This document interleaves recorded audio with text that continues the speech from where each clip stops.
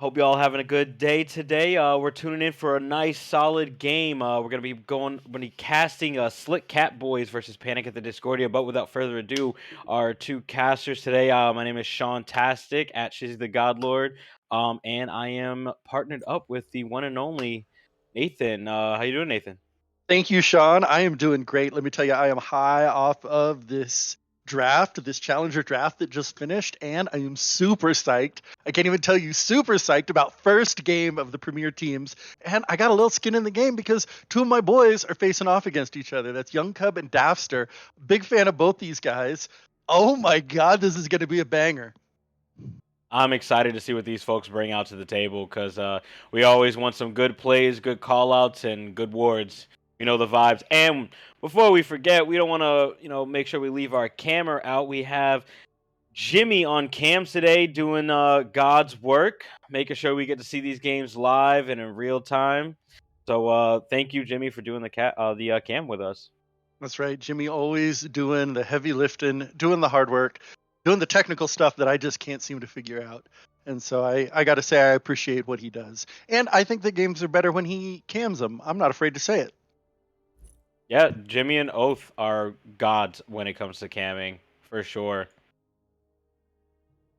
Well, so And yeah, we're uh, just waiting to get set up over here. I think that we got some teams that are figuring it out, trying to get all their members together. I'm actually kind of curious. solid chat pick. This is first game, and so who do you think is going to be running into jitters? These teams couldn't have had too much time to build up synergy, build up team whatever. Do you think that they're going to run into the first game blues? No, with these pickups, man, I know the first season had just ended not too long ago, so they had that nice little break, and I think they're gonna just do what the big dogs do best and just kind of steamroll it. We'll see who decides to drop the ball first, and if they're able to get themselves out of the weeds. But no, I think both of these teams are gonna be doing really well.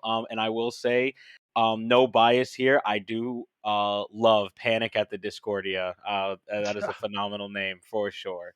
Yeah, I agree. I want you to know I was part of the group chat when we were coming up with names for Cubs team, and that was one I heavily championed. And to give you a little inside ball, he wasn't as big a fan, so he put it up to the team because the team had already been picked, and he's like, "All right, here's all the team names," and I mean like 30 of them, and that one won hands down inside his team. So he went with it. He respected the team decision.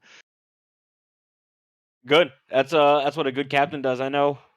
At least for the challengers, I had to come up with a team name before Hmm. the team was picked. Well before the team was picked, even before I had drafted my vice captain. So didn't really have anyone to bounce any ideas off of. I had to pull one of my buddies IRL to kind of see what names stuck, what didn't, and we kind of landed on what we have now as the 5 Ds. Hmm. Anyone who watches Dodgeball, the If you movie, can dodge a wrench, you can dodge a ball, can't you? dodge, duck, dip, dive, and dodge. I love And it. we got some good people. Everyone that's participating in this draft, I'm sorry, in this league. Everyone from production all the way up to management and all the players as well. Everyone's having a rocking time.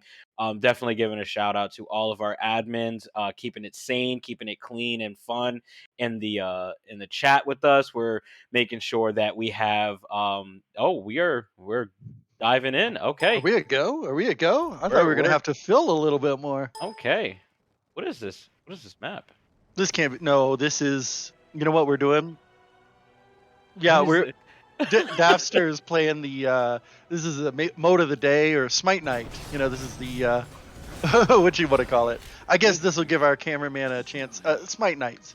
Smite Nights is the mode of the day at the moment, playing on the old classic Conquest map, and let me tell you, this is a funny way to start the cast, but I'm gonna go ahead and enjoy it. Give us a chance to enter the team names though, won't it? No wait. Well, yeah, you're right. You're right. I'm losing my dang mind. We don't know who's gonna be. We don't know who's going to be blue team and who's going to be red team Till we get there. until the picks and bans starts. Well, so I think this would be a good opportunity to talk about the players on the team.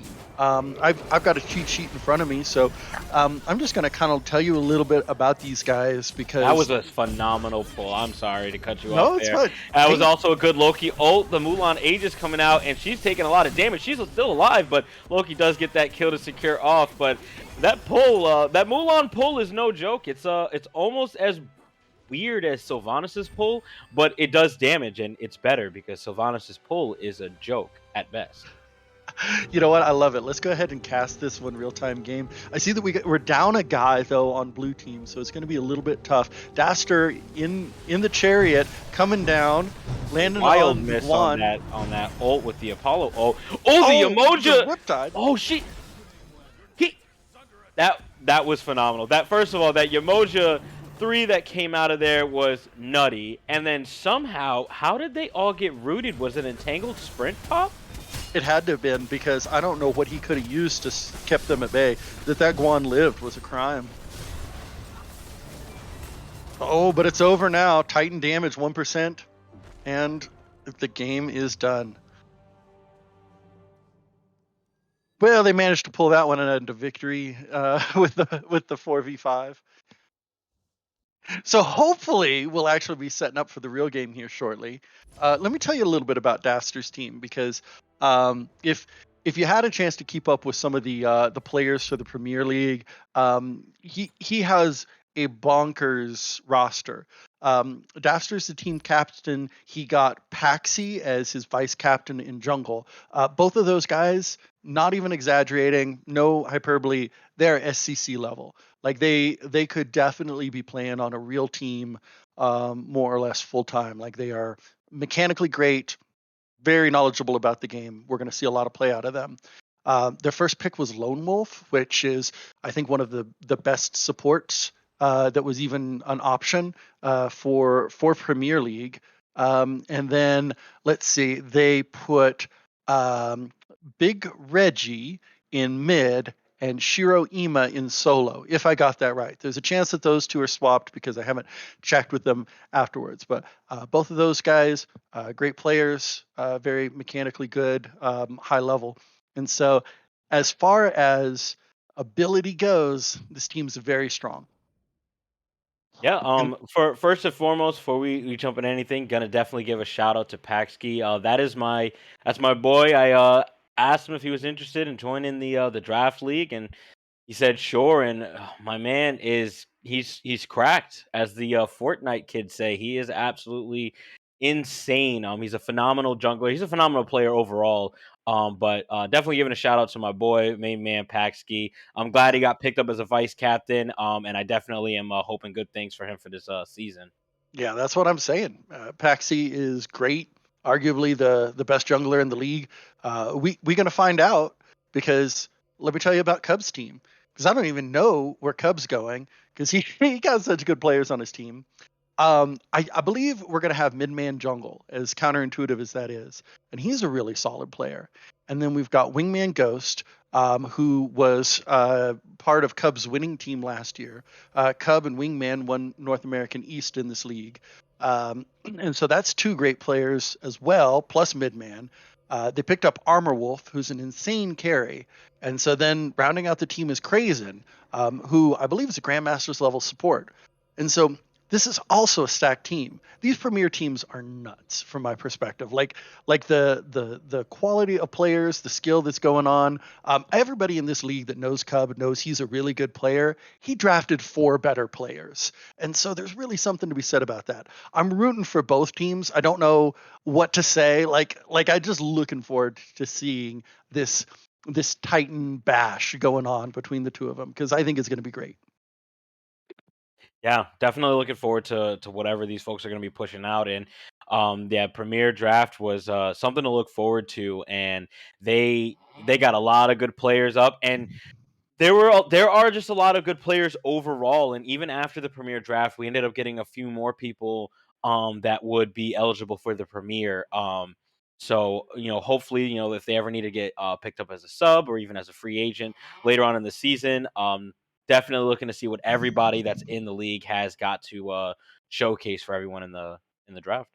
Absolutely. Even the challenger circuit, now that the draft is done with all the the people landing where they're landing, some of the roles I'm not 100% sure on because of the players that they got, but I know the quality of players that they got, and the challenger league is no slouch. So I just overall, this league in general has leveled up. You know, we've gotten just another level of players, of gamemanship, and you know, we're starting it all off tonight. So that's what's so cool about all of this. We're hopefully starting it off tonight.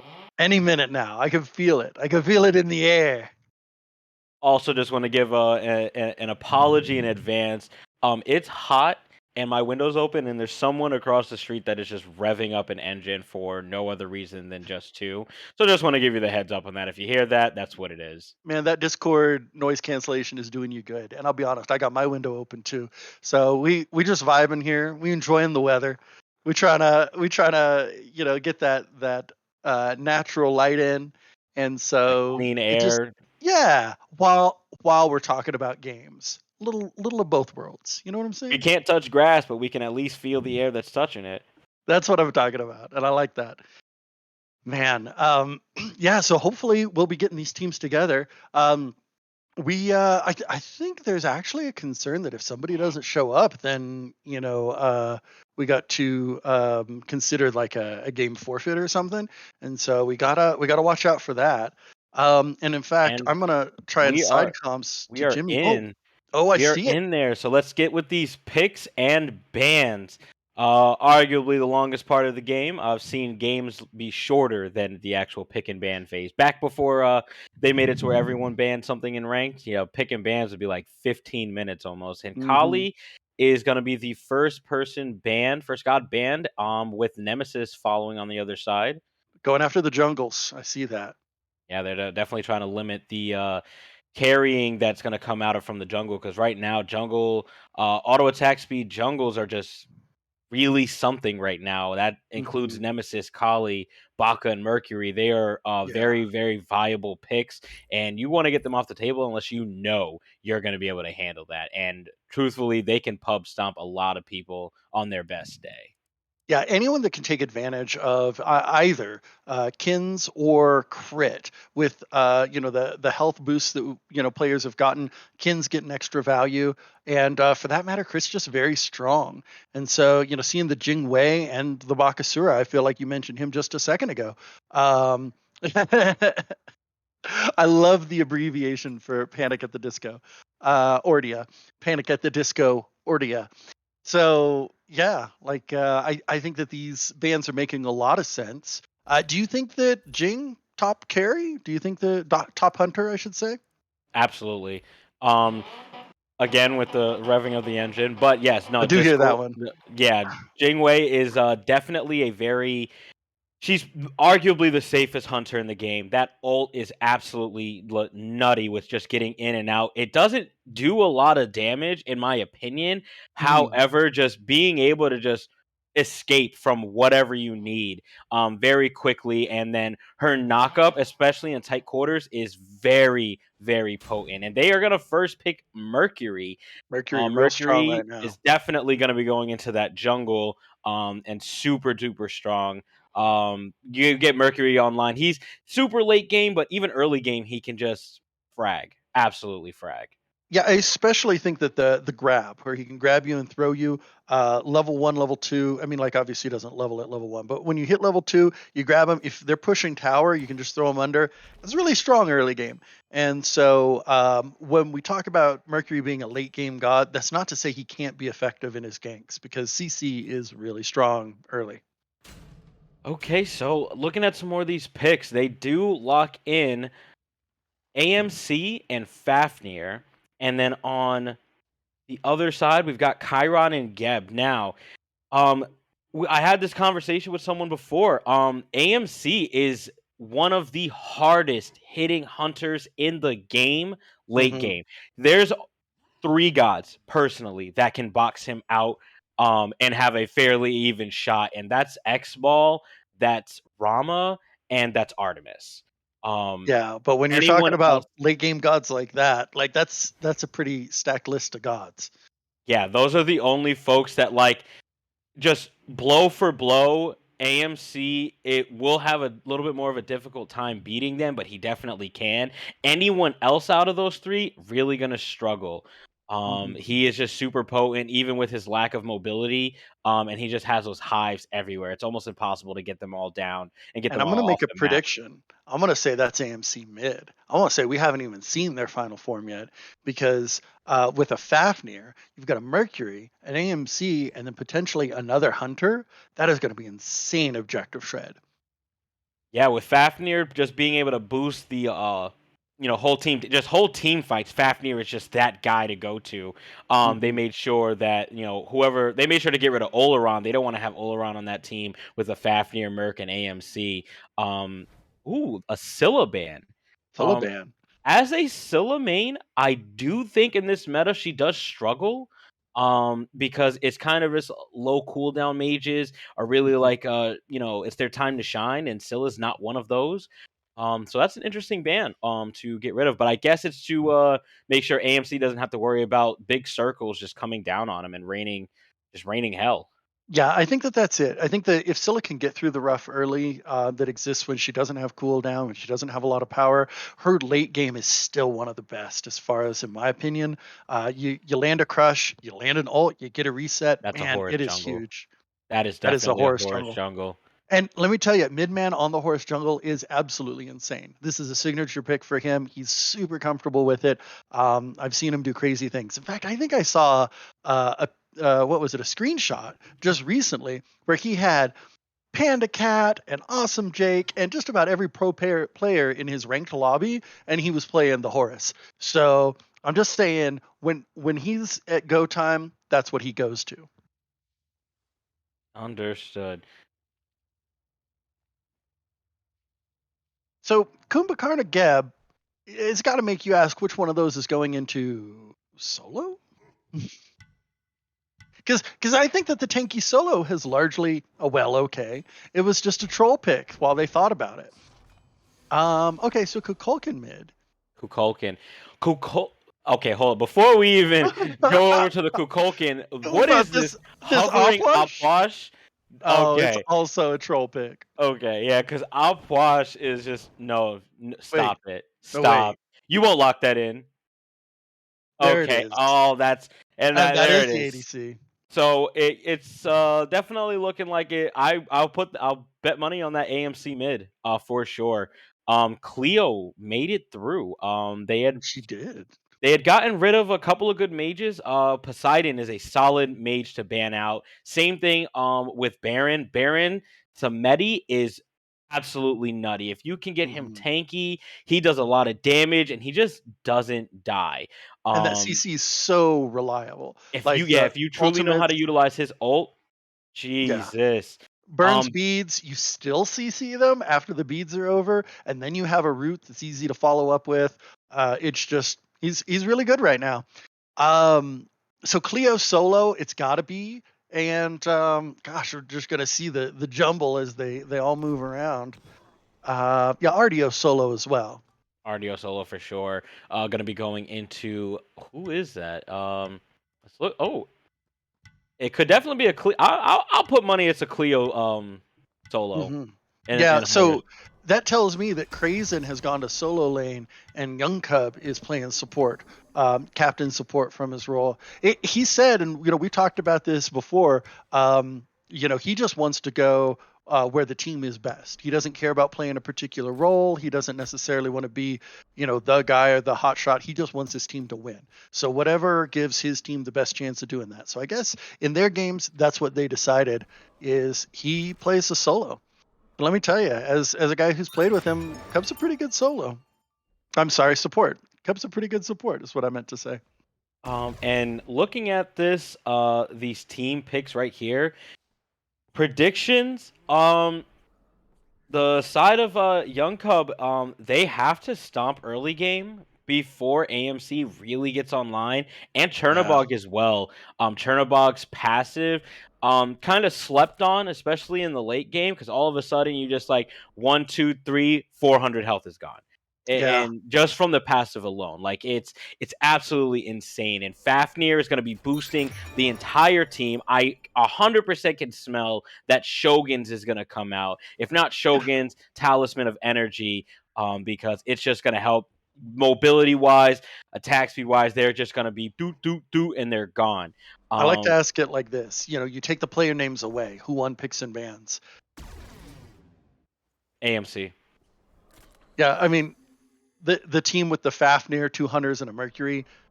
That's Yeah, hard to that's ignore. Now, that. Yeah, that is very solid. The Geb is a very good pick into that team. Chernobog is definitely going to be mhm. getting crit. Mercury is crit.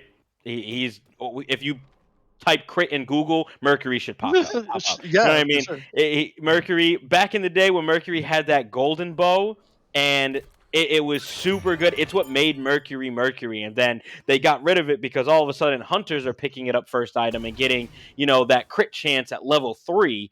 It Mhm. just wasn't fun. They got rid of it. Mercury kind of fell off, but he is making a very, very solid comeback over the last few years, and he is extremely viable. The Geb is really the only thing that's going to be able to withstand just like going blow for blow for with the Yeah. hunters. Witchblade's definitely going to have to come out on that team, or even a mid guard if they are feeling they want to go a little bit more health wise. But yeah, I'm excited to see which one of these teams really dukes it out. Let me say this: as far as I see the team fight potential of blue team, which I mean, like they got a lot of damage. It's going to be tough to siege against red with a Kukulkan, with a Cleo, with a Geb. Like their lane clear is super safe. Minions coming in, they can just drop an ability and get out of the line of fire. And if you blink in, Geb's got that ultimate to just stop your momentum. So that's going to be a tough team to siege against. Having said that, we got to see how Panic plays this. If they start losing people in team fights to that just amazing DPS that the Catboys have, it'll be tough for them. I definitely agree. Geb is really good at just kind of countering any initiation. The ult, nutty. The shield is absolutely Yeah, kill it's denial. one of the best shields in the game. And you absolutely need to have that. And it doesn't have the downside like a Nemesis shield has. Any CC just kind of like gets rid of that. Mercury is definitely going to want to focus getting on that Kukulkan, because if you just leave Kukulkan in the back line to just free cast, you're dealing with way too much DPS. It's just going to Hmm. be insane damage coming from that, especially if he can hit those ults. And I'm excited to see if Kukulkan's going to be the guy to watch out for. If it's going to be this Horus on the side of a Panic at the Discordia. Yeah, I think that we're definitely going to see some plays made by the Horus. I think that that's sort of his signature thing. He's going to go in and win, lose or draw. We're going to see some hard initiations, and for that matter, just the mechanical play of both these junglers is really exceptional. And so I'm kind of eager to see how it plays out. Uh, I noticed that there's been some different starts as of late. It had been just starting at speed buff, but now players are starting at red buff more often. What are your thoughts? Is that an advantage? Should this become a new meta for a good reason? Yeah, I like it personally. I think it's really solid because if you, first off, if your clear is good enough, you should be able to clear red speed and first back camps without missing a single creep. You Hmm. may miss one, but I truly think you can get there, and it does prevent them from invading your jungle if like they just on paper have more clear than you and have more Yeah. pressure. And it looks like it's going to be Chernobog mid. Okay. So I'm Well, fine with we that. lost some bets Chernobog mid, but it is Cleo solo for sure. for And sure. this game is starting off. We're gonna get this red buff. Both teams starting the red buff. It looks like. So then there's not going to be any disparity in like lane pressure. We're going to see if one side can do it faster than the other. I feel like Churn going to have an advantage in that regard. The hog does come out on to try and just get to lane a little bit faster. Doesn't quite work, but they're gonna get there nevertheless. And ooh, there's no hog from this Mercury. I mean, there No, is, but he didn't use it. Oh, he used it. Okay, okay, I I see what he did there. see. He used it to clear the second back camp, so that way he can just get there and get back to lane.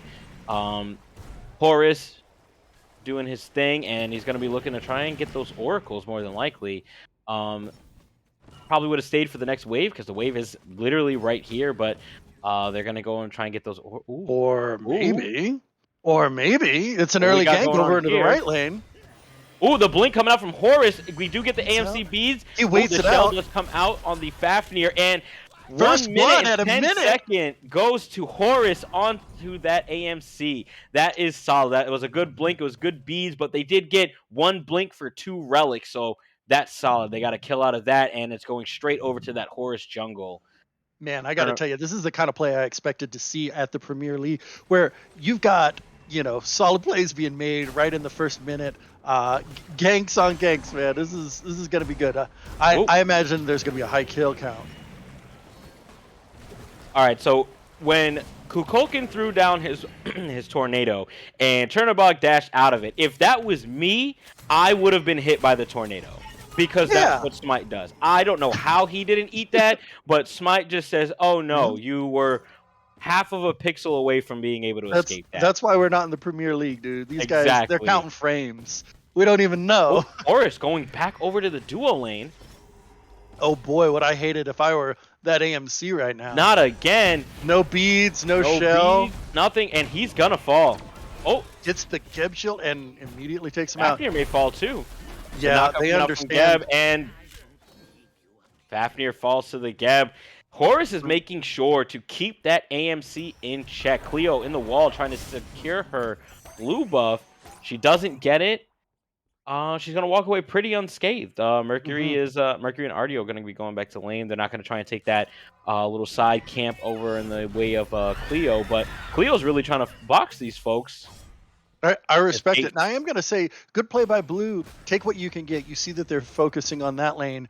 Put some pressure into the right lane, and pick up some of that XP. Try and set someone else behind. But I think this is Panic at the Discordia recognizing that Daffster is a high performance player, and if they can set him back early, that makes a lot more space for them. Absolutely, they're trying to make sure that Chiron just stays viable.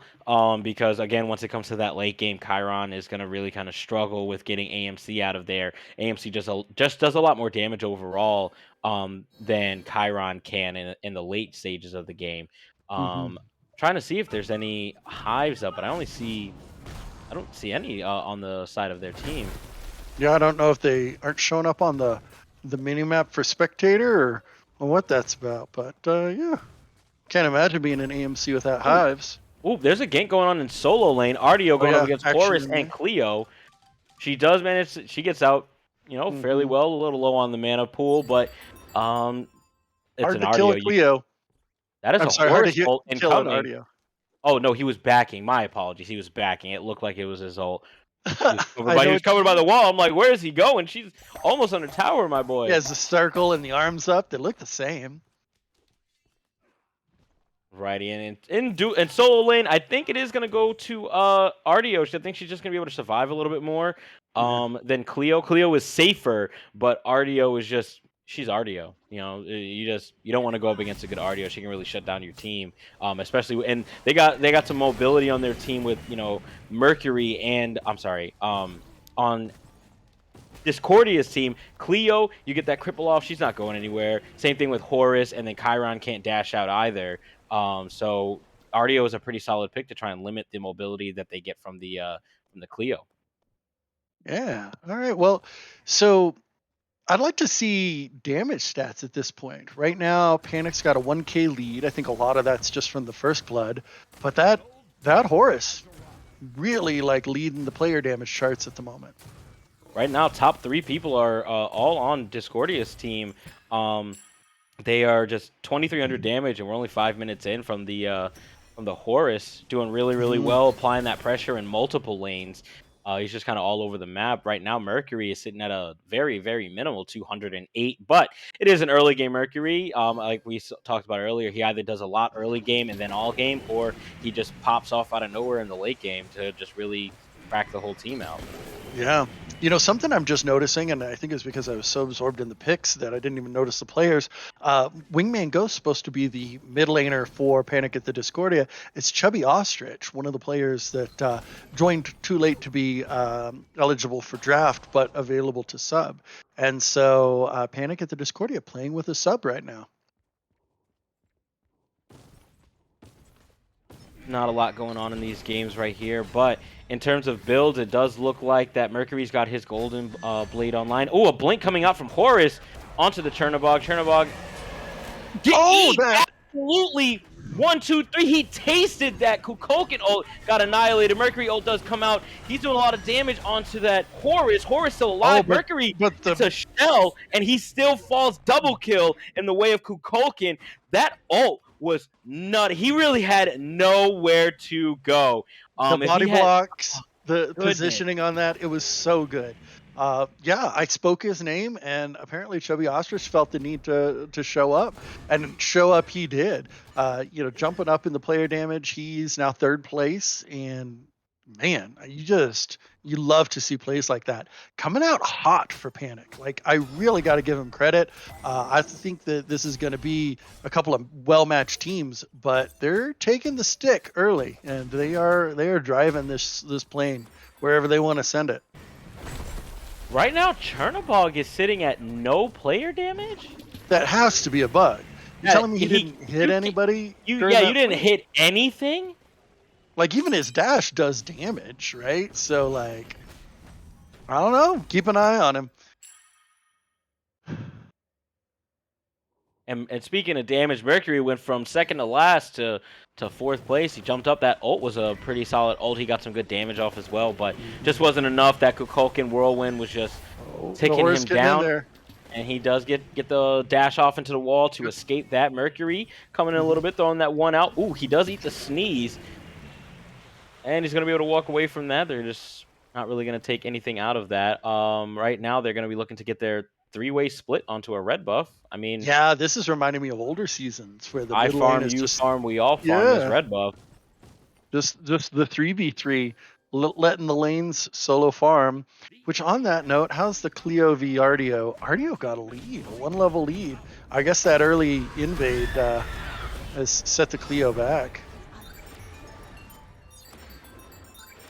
All right, so it looks like Panic at the Discordia did get their mid lane tribute, whatever that thing is called. What are your opinions on that? Man, I'll tell you what. I am an enjoyer. I am a trebuchet enjoyer. I wasn't the biggest fan of going out of your way for the last season's version of that. I mean, I know it let you farm faster and there was some damage components to it, but I saw a lot of people literally int to try and get those things. But because you can collect the trebuchets, I really think that they can be strong. You get 3 going, send them all out. That's a free objective because somebody has to deal with that. Yeah, I'll be the first to say that it took some time to really get used to it being there, because all of a sudden it's in mid lane, sitting there, and then I'll walk idly by it and then activate it because I stepped on it. Ooh, yeah. Chernobog taking some damage. Chernobog and Fafnir taking some whirlwind damage. Oh, this looks like there's a little bit of a squeeze potential in the middle of this jungle right here. Fafnir jumping out. The knockup comes up, but right now Chernobog is facing a... Ooh. The positioning on this is so quirky. Good dodge. Ult comes out. It doesn't really connect. Geb rolling out. He's going to ult. And they get the Chernobog ult. He does the up and down, and he's going to survive that. They got the Geb ult for free practically because it was only going to hit the Chernobog. Catboys coming for a kill. Horus is taking a little bit of damage. Fafnir does do the transformation, and he's jumping on. He gave Mercury that boost, and Mercury is just pounding away right now. Horus with a good knockup, and Mercury still falls to that Kukulkan. Horus is very, very low at this point right now, and he's healing up. They do get 1 kill out of that engagement. No ult really connected in that fight, but Mercury does fall to the Kukulkan, who is sitting at 3-0. Mm-hmm. I feel like the Slick Catboys played that so well as far as turning that fight back once the Fafnir ult came out. I just can't believe the peel that they were able to give that Horus.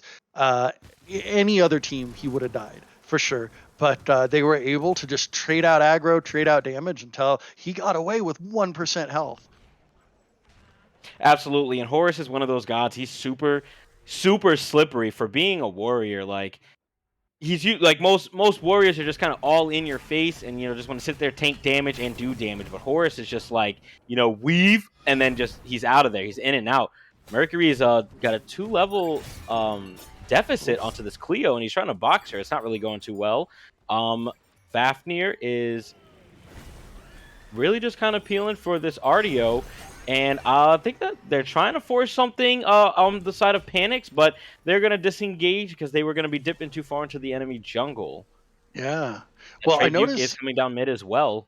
Yeah, it is. They decided to take advantage of it early, or someone triggered it accidentally, like you said. But little damage on the mid tower isn't going to hurt anything. I noticed the Cleo has caught up in level to the RDO, so that's a good thing for them. Oh, and now AMC this Bs do poor come out. AMC. He's getting chased down, and he falls to the Chiron ult. Yeah. Ooh, Chernobog gets a kill onto the Kukulkan. That is a very solid kill. It is. Not really a shutdown, but he was 3-0, so a little bit of a shutdown. He's going to get some And gold out of that, and he he's jumps top of from player damage right now, so it's good to get that Kukulkan off the board, and that puts Slick Catboys on the board as well. Horus blinking in onto the Chernobog, and he just kind of got stunned out by Fafnir, and he's still that taking damage. Oh my goodness. You don't want to get hit by those wings, not at all. I gotta admit, I'm impressed that the Chernobog was able to survive that. I think that good positioning from Lone Wolf to take some of that damage away from him. But this is early Gold Fury started. Very early. Fafnir is rotating over. I was Geb, I probably would have peeled a little bit more for that and see if they could have taken it, but I don't think they would have been able to. The Chernobog ult gave him vision. Oh, so they were able to see where they were. Understood. But Paxki on that Mercury is going to be going for that Pyromancer with the RDO. They are going to be able to slap it down. Maybe Cleo can get over there and steal it. Survey says it is going to go in the way of Slick Catboys. They do get the early Pyromancer. RDO is peeling for that Mercury to make sure that he gets out of there. Fafnir right now is just kind of zoning. He does questionably dash into or jump into that tornado. Couldn't have been me, but he has his reasons. I'm going to say that's good map awareness from the Slick Catboys to be able to recognize they're all at Gold Fury. They have to drop it because of their vision, and then they just pick up Pyro right then and there because they're in no position to defend it. That was good. I think that catches up some of the lead that Panic was being able to put. Coming out onto that RDO. Big Horus. She is going to take the Cleo ult as well, and she does fall to the Cleo. That's a lot of damage. Yes, it is. Cleo is not somebody to be messed with. And then also with Horus just he actually lost top damage to that Kukulkan. He is now in second place, Kukulkan at 8,700 damage. There's a lot of DPS coming out from the jungle on the side of I'm losing my tongue. On the side of Panic. Yeah, and that Kukulkan damage is going to get more and more because there's nothing like a Kukulkan with full build. You get all your items on, that passive kicks in, you get a little bit more power from it. It's just you just brush against a Kukulkan Whirlwind and take half your health. Pretty crazy. The Geb ult did not connect even a little bit. Neither did Kukulkan. Not at all, but they are trying to box that. AMC is struggle bussing right now, and he is dropping down a hive, trying to throw out those. Oh, Mercury ult does come back. He does hit the Geb, and the Geb throws the shield out onto the Chiron. Fafnir jumps into that transformation, and they're going to try and re-engage this. Can Fafnir get a good stun off? The fight with his ultimate. Good stun onto the Geb. Geb looks like he's going to fall. Mercury, can you secure the kill onto that Geb? Cleo does get the kill onto the Fafnir. AMC is looking a little shaky right now. He does take the one from Chiron, and he does fall to the Cleo. Cleo with a double kill, and the Tornado is just doing a lot of damage over into that small little corridor. Right now, Chernobog is very, very low. He does fall to that Horus ult. Absolutely amazing fight right there. I will say Fafnir transforming and jumping in. He got a really good stun off. They were able to secure the kill on the Geb, but Cleo rotating over and was just able to punch out an insane amount of damage onto everybody onto the side of Slick Catboys. That's right. That was 3 for 1 in favor of Panic and the easy Gold Fury in response now that all the Slick Catboys are down or back at base. Gosh, what a team fight. They just went ham, and boy, there were bodies laying everywhere when it was over. It would have been a much different story had the Geb ult had waited in that small fight over by the left harpy and that little tribute filler thing. I don't know what it's actually called. Hmm. Had that Geb ult had come out there, it would have been smacking. Everybody was in that little room right there, and he would have been able to potentially even survive if he still had it. But it did get a little bit whiffed onto the Mercury. But they turned it all around. 3 for 1 is good in my opinion, especially if the only person that died is the support. Yeah, many a player has missed an ability trying to catch a Mercury with a speed buff. You know what I'm saying? They can be slippery. Right now in chat, someone's saying that there's a kill on almost every Horus rotation, and that is very facts. He is going in there doing a lot of damage, and if he doesn't get the kill, Oh, someone on his team is getting the kill. That is very, very true. Horus is just right now is showcasing to be the MVP of this specific match. I think that's a really good observation, and I'm going to highlight that he's 3-0-7 on a team that has 11 kills. That means he has 10 out of 11 kill participation. That right there is a stat that wins games more than I think a lot of people realize. Being able to win a 1v1 is great, but being a team that gets kills and assists and is playing together, that's what you want, and that's what we're seeing out of Panic at the Discordia right now. Oh, Blink coming out from the Horus. He does get the AMC beats, and he took all that damage. If it wasn't for the Aegis. If it wasn't for the Aegis, that AMC died. That was a very good try. And look at that. They're going to be... Is that a Geb ult that just came out? I didn't see it. No, Geb ult is still in play. He just used it, actually. And Horus gets another kill into that RDO. Right now, Chernobog is looking very, very shaky. And they're going to disengage on that. They have a very good lead. That goes through walls? She can dash into the wall and then fire it from the wall. Okay, I didn't know. I couldn't tell if she was actually in the wall, but they're just so much damage. The transformation comes out to try and buy him some time to survive, and he is going to be able to walk away from that. He's getting chased down by the Kukulkan. Fafnir may fall here, but right now that Horus is almost dead. He may actually fall here. No, he doesn't. Oh, he falls. Mercury gets the kill. What cost? AMC dies. Mercury dies as well. He does get the kill onto that Horus, and Panic is going to be pulling out the Pyro. They've gotten Gold Fury, and they're going to be getting this Pyro. If they were even to get one more kill, they could even go for the big boy Fire Giant. Mm-hmm. Oh, I agree with that. I'm looking at player damage, and with the exception of poor little young Cub right down at the bottom, red team is way at the top. And it's not even close. What a tight grouping. 9-9, 9-9, 9-2, and then right there at the very top, 16,000 damage on this Kukulkan. Just getting funny that out of his mind. There's one damage difference, 1 point between Chiron and the Horus. That is funny. It'll be interesting to see how much that changes here in the next little bit. They're going to be jockeying for second place, I can see. And let's look at some of these builds that we've got going on right now. Cleo has Sigil, Soul Eater, and Runic Shield with that Glad Shield. Not a lot of real damage, but she's doing a lot of real damage. That Soul Eater is very, very good. It's a super slept on item, in my opinion. I've talked about this before, and it just does not get picked up in the places that it needs to. God like Chiron... Oh! Kukulkan in a bad spot, but the where did it go? Did it not hit the Mercury? It went right over him, from my vantage point at least. It looked like it went right over him, but he didn't take any damage. We love Ghost hitting our ultimates. Horus ult coming out. Who are they looking to go on? AMC is gonna eat that one. Oh, that's why. No beads, no Aegis, and AMC does fall. A 3-man rotation onto that one. Yeah, we love our care packages with Horus. Yeah, Horus just falling from the sky. Chiron going under the tower to make a little space for him, I guess. And, man, and then Cleo. This is just action packed. They won't stop. We can't even have a real time to just go over these builds because they are just applying pressure and pressure. All I was going to say about Cleo having that Soul Eater is, you get low health. You just drop one of your ultimates, one of your 2 ultimates on a minion wave. You're back up to full health in a second. You don't even have to stick around for it. You can just go off to wherever you want. I don't know about Soul Eater, that. yeah. On a god like Chiron, Soul Eater would be nutty. Imagine hitting your one on a wave and you're just back to full health like an Anubis. Mercury does fall. He just got 5-man pinched into that little corner right there.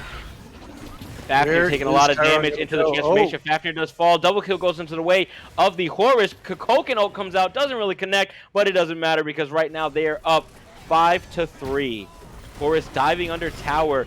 AMC beads come out. If that Chiron ult had connected, Horus would be a dead man. Aegis comes out. They are chasing him to the end of the earth. Is they he? are.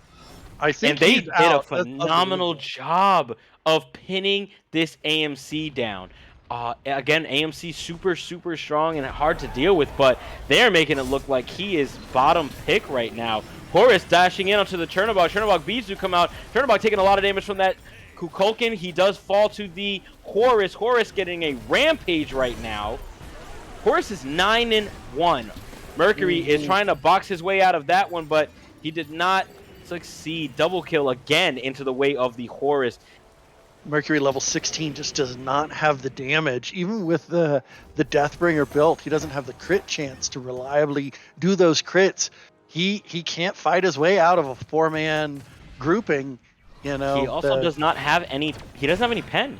Atalanta's bow and Deathbringer are good crit items, but there's no pen yet in his build, so he's really just not hitting for anything. Even if he does crit, it's just not really going to be doing much. And with Horus just blowing people up the way that he is, it's almost like you needed to get a little bit of something a little earlier on. Maybe even a Titan's Bane, just to kind of really punch through them. And right now, yeah, Mercury is struggling. We were betting money on just picks alone, just on paper, who wins this fight, and it was going to Slick Catboys because of that Fafnir just boosting the whole team up. But I don't know that I've Horus is seen him group like that carrying right yet. now. So I am going to say, taking a look at Horus's build, he's got the mannequins, which is just, for the jungle, but late game, that's going to be the hidden scepter for the burst damage. And then after the cooldown from Jotuns, oh, Horus here it blink comes. coming out onto the Here it Mercury. comes. Mercury obliterated. Just obliterated. I was going to say, because of the Hydras and the Runeforge, that second hit after he gets a knock-up is to CC plus the bonus damage. They just magnify each other. I don't even know what those numbers are, but they're huge. But the Runeforge, if I'm not mistaken, does not proc off of knockups, but it does proc off of his stun. Are you sure? Can we hover over it? Knockbacks, blinds, and grabs. Yep. So knockups To knock up. include. Yeah, that's a weird thing to have. I apologize. I misspoke. So it does proc off of the knock up. What is considered a knock back? Just for reference. Yeah, Herkdash or what's the new Hunter Scylla's sister? Her Charybdis? ultimate Charybdis ult would be a knockback too, I think. Yeah. So it's just works procking off on of pretty much anything outside of what, a Vulcan meatball. Oh man, we got a Phoenix down.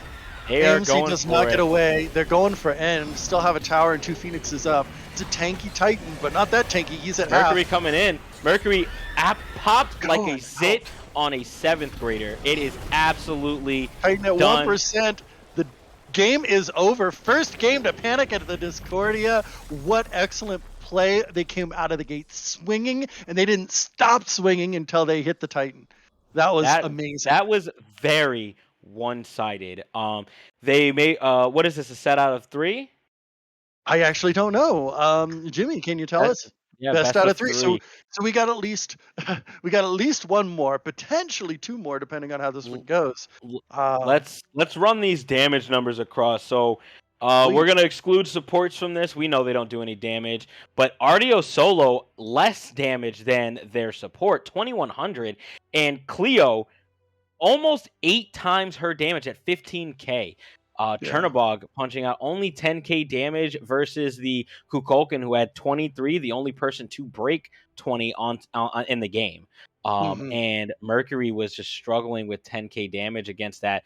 Horus 12-1, MVP of that match right there, 19k. I can guarantee you my next paycheck, Horus gets banned. Yeah, first ban coming out of the Slick Cowboys. Gotta be because he was too relevant. He got first blood and literally just didn't stop getting kills every time he showed up to a lane. Like chat pointed out, he showed up and somebody died. The CC was too good, the damage was too good. I don't know how you play around that unless you draft a whole team specifically for it. So you just get it out of here. Absolutely. That was very, very one sided. Horace was in every lane doing everything he needed to. Crazy enough, he was out rotating a Mercury. 2 and 8 just wasn't his game. There's definitely a second game as well, but they were going to get that Horace off of the table. They did an amazing job of making sure that they did not really be able to get to late game. Hmm? Yeah, so I'm just seeing that we got to figure out what can Slick Cat Boys do to turn this around. And I think that they picked two hunters, one safe with the Chernobog, one not so safe with the AMC. I think we need a safer hunter like a Hachiman or something in that dual lane, and then maybe a mid laner that can do damage without having to press so far up when it comes to clearing the wave, because they gotta not just die 1 or 2 seconds into trying to clear a wave. It's gonna be tough. I can't wait to see how the bands start off, because I, like you were saying, Sean, really do expect that Horus is going to be early in that. Nemesis still. Oh no, Nemesis Callie still. Since they've switched sides, Callie coming from the Slick Cat Boys, and second band from Panic at the Discordia. What do you got?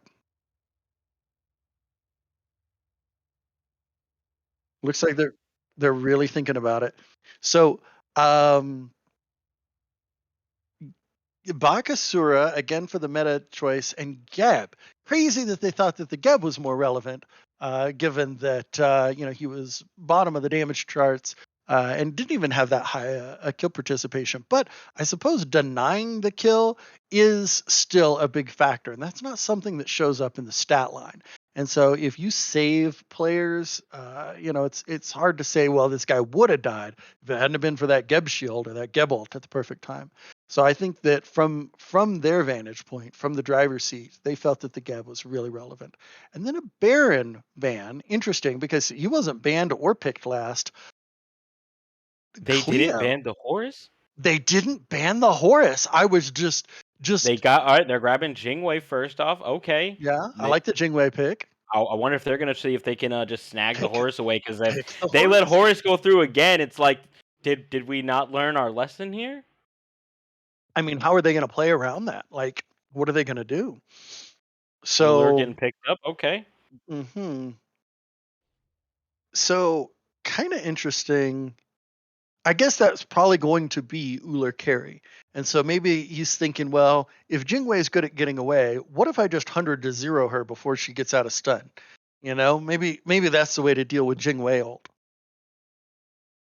and even then, it's a little shaky just because Jingwei is very very safe. We talked about her earlier, and even if you're gonna blow her up, for reference, Jingwei ult activates about as fast as Ratatasker's ultimate before it got nerfed.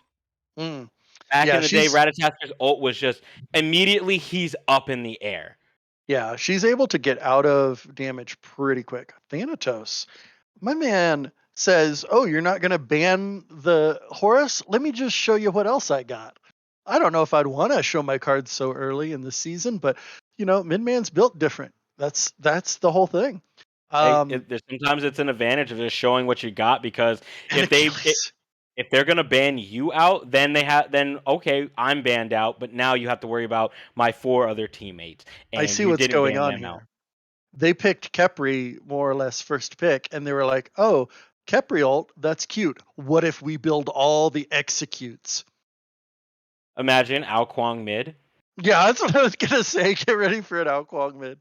Ooh, Um, I'll tell. Any other executes? Fanny, Achilles, Al Kwang. oh I think that man, I think that's it for actual executes. surely I'm forgetting somebody. I think there may be one more person, but if they're there, I don't know who they are. Yeah, I got nothing. See, they are really Really thinking about this. I do we think that they want the horse? King I see. Arthur. Now, King Arthur's strong right now. One of the classic solo laners is still, I think, currently considered meta, strong, can be built tanky, but still have a lot of damage. So I kind of like that. King Arthur into Achilles. What do you think? If Achilles hits his stuns, ooh, psych, Psych. maybe. Oh, they're gonna lock Osiris. Okay, here's my strife about Osiris.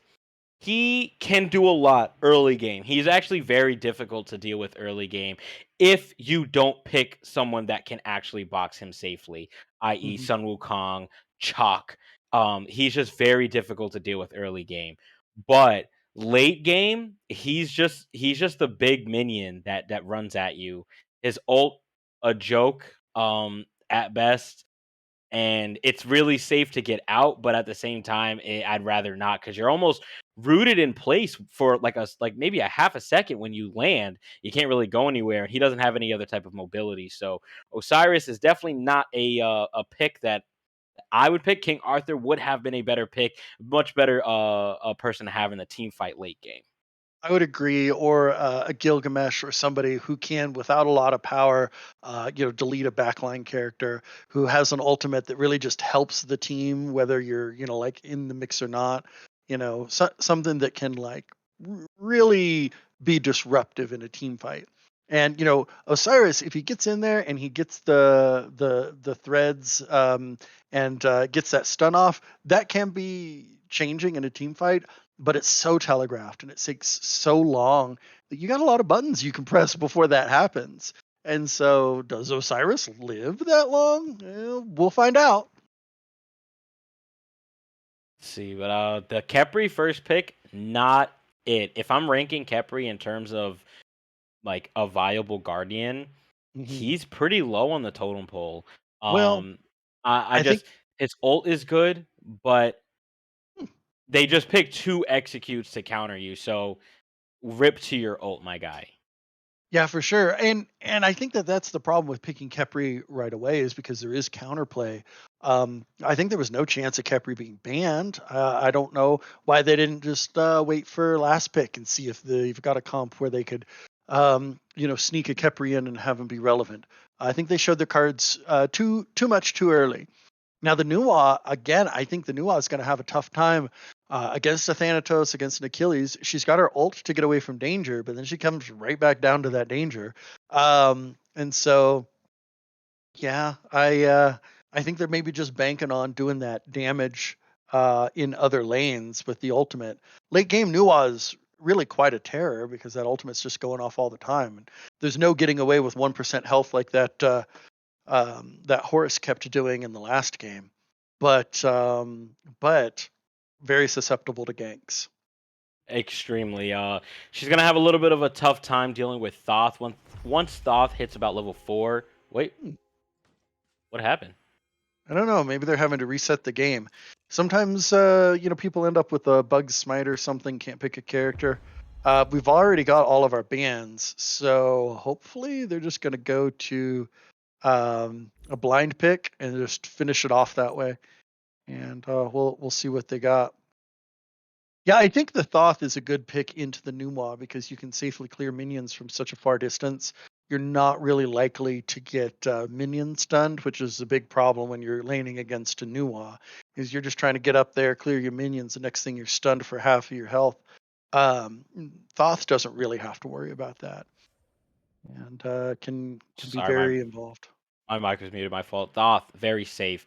Again, once he hits about level 4, he's just punching out damage that no early game mid should really have. That extra boost on the range of his abilities, including the dash and the ultimate, just very very safe to get away from. If you manage to catch his dash, i.e., if Kepri just decides to go God mode and pull him out of the dash, I'll probably jump out of my window. I'll tell you Um, what, man. I definitely want to hear that because that would be hype mode for sure. So when you start talking about like mid laners that can one shot, obviously, um, Nuwa ult does a lot of damage and it's annoying, but a lot of damage is nothing compared to a Thoth ult. Like squishies can literally be full health and killed with a fully charged Thoth ult that hits. There's only a few gods that can really do that. And when it comes to like big money damage, like team fight changers, Thoth has got it.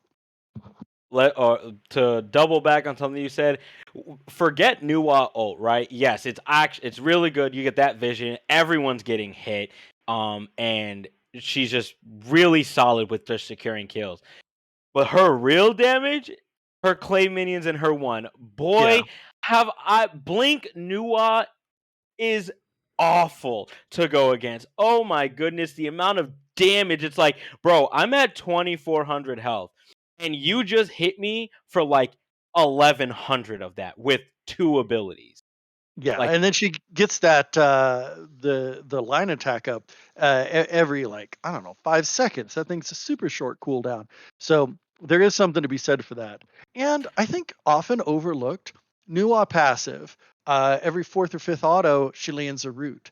It doesn't sound super strong, but late game in a team fight, you're swinging autos. You've got maybe a Shogun's Kasari in the team, and so you don't think of attack speed on a hunter being a big deal. But when every fifth root or fifth auto comes with a root, holds you in place, starts to be really relevant. yeah, that Nuwa passive, it's not that it's not good, but it's not thought about because all of a Hmm. sudden you're walking away and then you're like, huh? It's like Sylvanas' old passive. You hit him and then was it a 30% chance to get rooted because he got hit.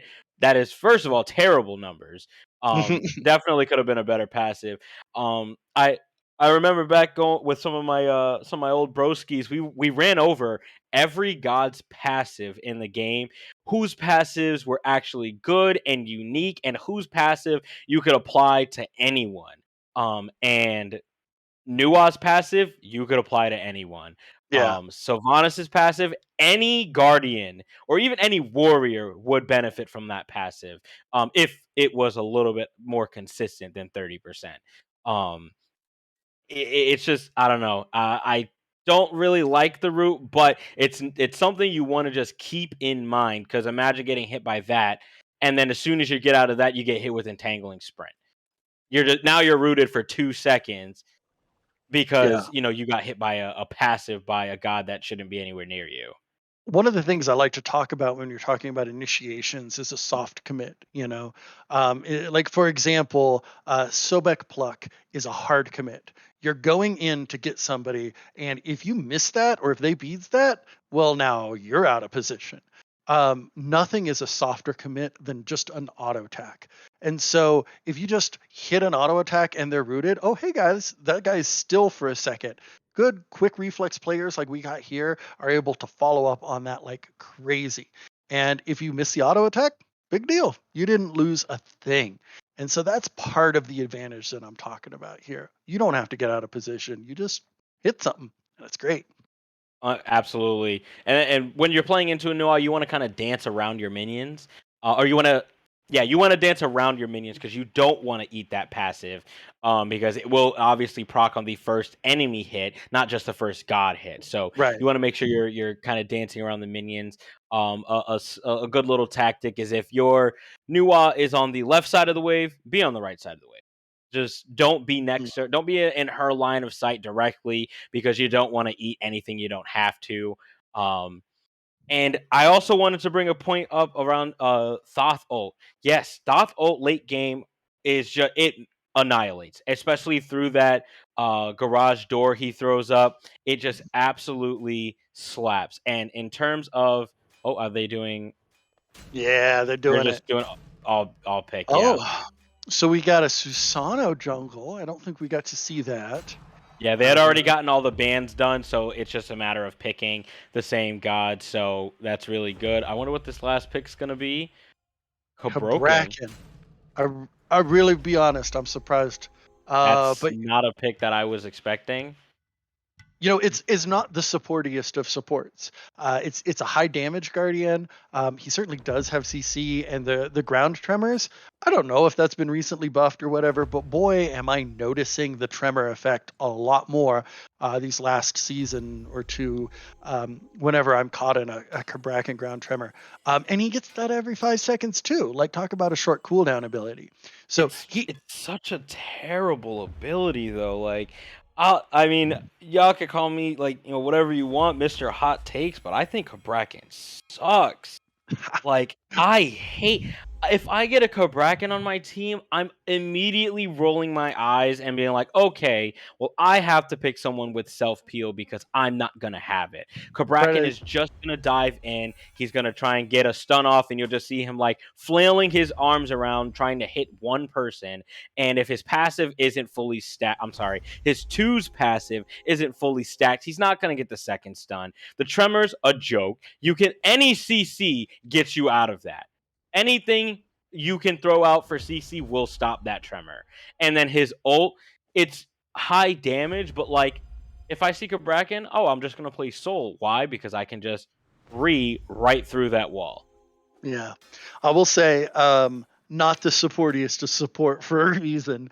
But maybe what they're thinking is they just need that setup. Cabrakan goes in, he gets that initial stun with a Thanatos ult landing on him or something. Maybe that's all they want. Maybe they're just That's trying to set up the Thoth. They're not trying to peel, they're trying to kill. that's what I'm thinking too. Like they're gonna drop Kabrak and ult, Cabby ults, and then Thani ults down as well. Even Thoth might throw a little Hayugen and then just wipe out a whole team right there. Yeah, So man. I'm interested to see only people that are going to be able to get away from the Kabrak ult or just get over it. Is going to be Uller, Nuwa, and Osiris. If Nuwa uses her clay minion stun and then the Cabrakan goes in, she might have a tough time because I mean she can ult out, of course, but that's like I said, it's a short cooldown ability, and she's using longer cooldown abilities to have to deal with it. So he just goes right back in. I think Nuwa could have a tough time. Yeah, no, Nuwa is definitely with the buff to her ult where she's able to get out, go through player deployables, Thor wall, Odin wall, Ymir, and Kabrakan walls. She's a little bit more viable and not so what's the word, risky to play into gods that just have walls because you can go through it now. But she is definitely going to struggle if her own CC is offline and on cooldown because then she's just going to eat whatever's coming her way. Well, so here's the question: did the slick Catboys make the adjustment that they need to send us to a game 3? Like, are they going to be able to, really do something with this new team comp? What do you think? I think yeah, they have a lot of damage. Like that you could say that about both teams. Kabrakan is gonna be definitely going some type of tanky bruiser type guardian. Jingwei smacks, and then Thanatos and Thoth just do damage, right? Mhm. But Uller, name me another hunter that can throw 3 abilities at you and you die. Yeah. I mean, the 100 to 0 from Uller is insane. And again, it's a soft commit. He throws his axe. Well, if he misses it, okay, he didn't kill you now. But if he does hit it, guess what you're getting in your face? And that's all the arrows. So, Like, yeah. and every time Uller's that god, right? Every single time a skin comes out for him, all of the Uller players come out the woodwork. Oh, When let me tell you. which skin? It was the fire and ice one. When that skin dropped, Lord have mercy, bro. Everyone was playing Uller and ranked. You had to Yeah. ban him because all of a sudden you're seeing Uller in the jungle, in ADC, in mid. It was absolutely insane. Same thing with Zeus as well. Every time Zeus gets a really cool skin, it was what skin was it? He's wearing a dark hooded cloak. Oh god, I can't think of it. It's a black cloak. It's a really solid Zeus skin. But when that skin dropped, no one was playing any other mage. My people do Zoo. be loving the skins. And, I'm just going to speak for a moment directly to Hi-Rez. Hi-Rez, you can't be putting the same voice lines on stance switchers when they switch stances, because people would be spamming that thing. And the number of times you hear those lines, oh my God, hell, Uller, it's too much. Too many. You can't be doing that. And speaking of high res, y'all gonna have to start focusing on other gods to get skins to. My man Jean Kui, before he got that Neath skin, had maybe 5 skins, not including his recolor and his legendary and whatnot. He had 5 skins for Yeah. years. Zhang famously getting overlooked in the skin department. I believe that is true. And you know who has the most skins? It's got to be Neath. Thanatos. Oh, really? Thanatos. Neath does have a lot of skins, but I truly think Thanatos and Bologna have the most skins in the game. That's wild. I will tell you, Thanatos main's pretty sus. You hear me, SEAL team? You hear me? Thanatos is a very solid god. Good damage overall. He can transition from being just a plain glass cannon to just being a tanky frontline, and he can do both. Thanatos support was really annoying when all the bronzies were trying to bring it out because they saw one diamond player do it. Well, I was wondering if we were going to get You another did not early have to gank. dash away from that, bro. You really just could have walked. I guess he's giving them the respect. I thought for sure we'd see Thanatos going over to the duo lane trying to get an early kill. Death Scythe, one of the abilities that does the most damage early game. Minute in, you hit that thing. That is some numbers. That's 3/4 of your health right there. Mhm. And that Thanatos could have been a quarter health, but now he hits it. Now he's 3/4 health. The heal splash Good scythe damage. coming out. Susano, another guy that does a lot of damage. That scythe does come out from the Thanatos. He does get rooted by the Nuwa, and they are going to just fall back a little bit. Thanatos not taking as much damage, but Nuwa is very unhealthy right now. That Nuwa passive I was talking about, though, didn't even consider talking about it. Good act from the Uller. Chiron, the good grab, and that's another reason why Khepri isn't really the pick. If he pulls the Kabrakan, if his Kabrakan's 1 is up, he can just stun him out of it himself. He doesn't even need the peel. Wow. Yeah, that's a very good point. The Jing took the axe, but still pretty healthy for it. Yeah, real curious to see if they're going to be able to make this Uller work, because I feel like this is kind of a feast or famine pick. You either get those kills, delete people from the map, or it ends up not being very useful. Thanatos is lurking. Yeah, he's going to get that purple buff. buff. They're ganking that purple buff. Purple buff does go to the way of Uller. Susano is farming it up, trying to keep pace and not have a repeat of what happened last game. Oh, he took enemy speed. Yeah, Susano was invading, realizing that the Thanatos was in, his jungle. He's like, fine, your buffs are mine. And Thanatos just now showing up to find it. Play the wah-wah sound. Yeah. Sad trombones. And it's definitely going a little bit slower this game. No level 2 ganks coming out. And they're just, everyone's really farming it up right now. Susano is going to be a little bit more ahead than Thanatos because he did steal that speed buff. Don't you dare go for that route. Slight lead in terms of panic, though. They got about a 400 or 500 gold lead. Good stun from the Kraken onto the Uller. Jingwei could just knock him up, but look at all that damage he took. Right now, we're going against the bottom of the barrel Guardians versus the bottom of the barrel Guardians. Yeah, but we got a couple of good hunters in the mix, so we'll see how they make use of it. Right now, that Uller's taking a lot of damage. And it gets the knock up, and that was a lot of damage that Kabrakan had taken, and then Jingwei took a lot of Uller took a lot of damage as well. So it was a support versus ADC trade there. Yeah, and if you got to pick one, you want your support to be taking the damage. But not from an ability that makes you stationary and doesn't really do much. I'm just saying if you had to pick one, man. Yeah, it looks like he's healing up from his support items and the potions. And Khepri hits level 5 before Uller does. Same with Susano. level 5. So they're a little bit ahead in the XP, still behind in the gold though. Interesting. Stun coming out from the Kabrakan. He does eat the axe, and he's gonna walk away half health, and they're just really gonna just start taking these camps right here. Khepri Mhm. is looking to make sure that they don't. May throw his Rising Sun, whatever that ability is called, over to try and secure it, but they're gonna just let him have it. Nuwa ult does come out. I guess there's a little bit of a fight. Ooh! Susano eats the Thoth ult and is surviving at like 3 HP right there. Thanatos can Oh, see where Thana he sees is. him. No, he won't. No balls. I guess he decided he didn't have the time to do it. But yeah, that Susano has to go home. Thana definitely he got his next speed buff, and apparently it's personal now. Oh, it was very solid damage coming out. Unfortunate that the Thoth ult didn't secure, but they did first force the Mercury to have to back. Nuwa and Thoth both even in damage. Thoth does have Book of Thoth ready to start getting stacked, and he's going to just start punching out some serious damage. Now this Scorpion, I think this is an underrated objective as well. A lot of my ranked games, nobody's even going for it, especially early.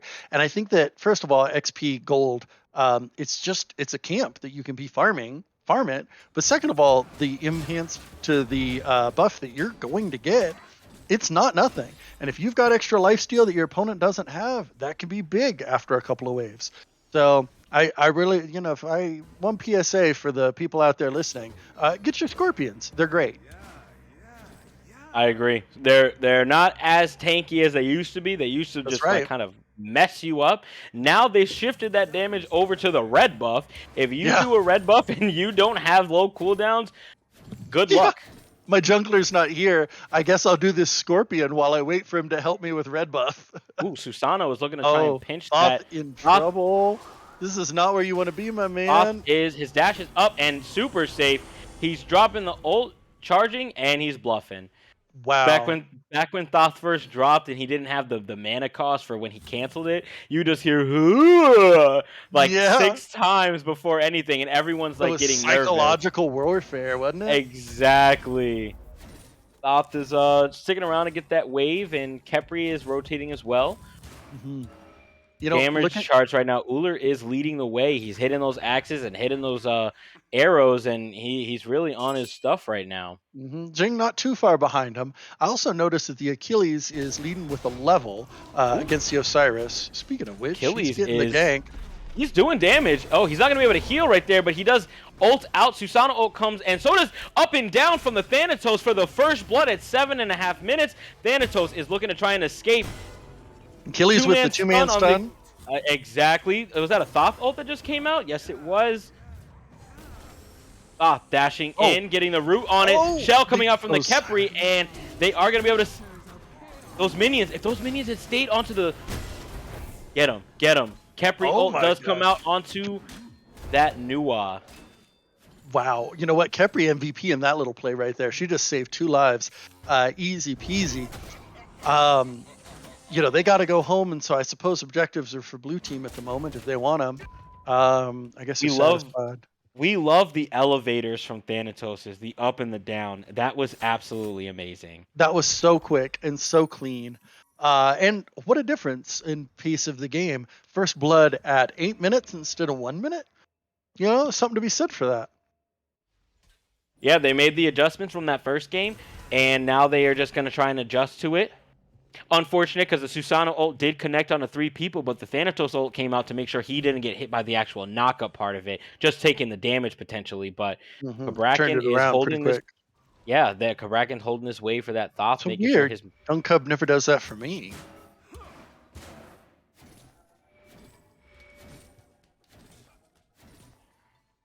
Now you love to see it when your supports hang on to the wave, make sure that the mid gets it. Yeah, playing with some new people now. Everyone that's in the draft league. Ooh, okay. I mean, I guess. Playing with some new people now. And playing ranked with a couple of folks. It's real nice to see like, oh, you're behind. I'll hold this wave for you. And I'll actually walk away right when you get here, so that way you can get the full wave and try and catch up. And definitely a lot of respect, and not just people stealing wave when you're at your T1 tower on your way there. Yeah, exactly. thinking about it as the whole team. Oh, the Kabrakan ult. They've got the Kepri. She's able to dash out. Krazen going in, trying to grab Achilles somebody, but is it looked like he is got kind of rooted. low, but he's not going to be in execute Anna in the range. air. Susanoo Oh. Blink ult coming out, and Achilles ulted to make sure he didn't get hit by that knockup. The shell does come out. Khepri is ulting onto the Susanoo. Susanoo does live with that Khepri ult, and they are going to disengage. They do not want this smoke. Right now, Jingwei is looking a little unhealthy into this Ullr. Ullr just doing a lot of damage, trying to make sure he can pin her down. And he's... A lot of abilities used in that last fight and no deaths. That really surprises me. But I think they're doing a really good job of covering for each other, trading out damage. But the Pyro has started, and so that'll be good for Panic at the Discordia to extend this lead that they've got. Almost 2K at this point, just over 2K. Now, nearly 3K. Okay. Also, super side note, I'm waiting for a nice milkshake to get here on Uber Eats. Oh, delicious. I had a milkshake for dinner as well. We got a little joint around here. Well, not just for dinner, but I got a cheeseburger, some fries, and I added a milkshake to it because I thought it was time for Nate to have a little treat for himself. What is going on here? Oh, Jing, you stayed too long. So Ullr securing that purple buff, and he's getting rotated on, but he's going to be able to get out of there. Doesn't have much mana. Flaps axes, and he's just going to walk away. I suppose maybe the Jing was trying to bait, hoping that the team would show up, but, Ullr's got that delete button. He hit it. Thoth is going to back right now. Kabrakan. Oh, Psych, I lied. Thoth dashing in onto the Ullr. Ullr's low mana, but that was a great pull from the Khepri. Thoth throwing out a little bit of damage. Kabrakan taking a lot of damage and not really flailing those arms around, not really connecting. He finally hit it. A lot of damage. If Ullr had any mana, Kabrakan dies. 100%, but Kabrakan is going to just waddle away with his head held high after landing a basic attack after only 4 or 5 attempts. That was a lot of damage coming from that Jingwei. Ooh, onto that Nuwa. Yeah. Nuwa is going to fall, but the Thanatos barely surviving. He gets up into the air. He is going to see you later and get out of here. He is not with that smoke today. The Jingwei and Thana just stretching their wings and flying away. Like, I've had enough of it here. We got the Nuwa. I don't want to be here anymore. Right now, it is 2-1 in the way of Panic at the Discordia. A lot slower of a game than game 1. Thoth dashing in onto the Susanoo. Susanoo's going to be able to get out of that one. Kabrakan ult did come out and did not connect, and left a little bit of an opening for the Susanoo to get out.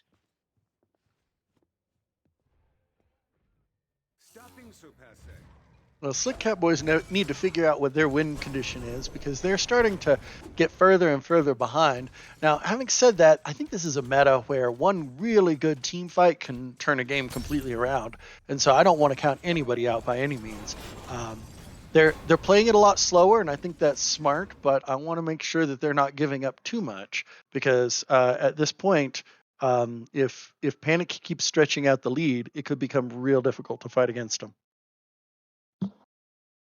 Yeah, we definitely want to make sure that these folks are getting to that late game, because if we can get Discordia, if we can get Jingwei into a spot where she just starts throwing crits out like it's her job, then they're going to have a real tough time dealing with that. Super safe pick.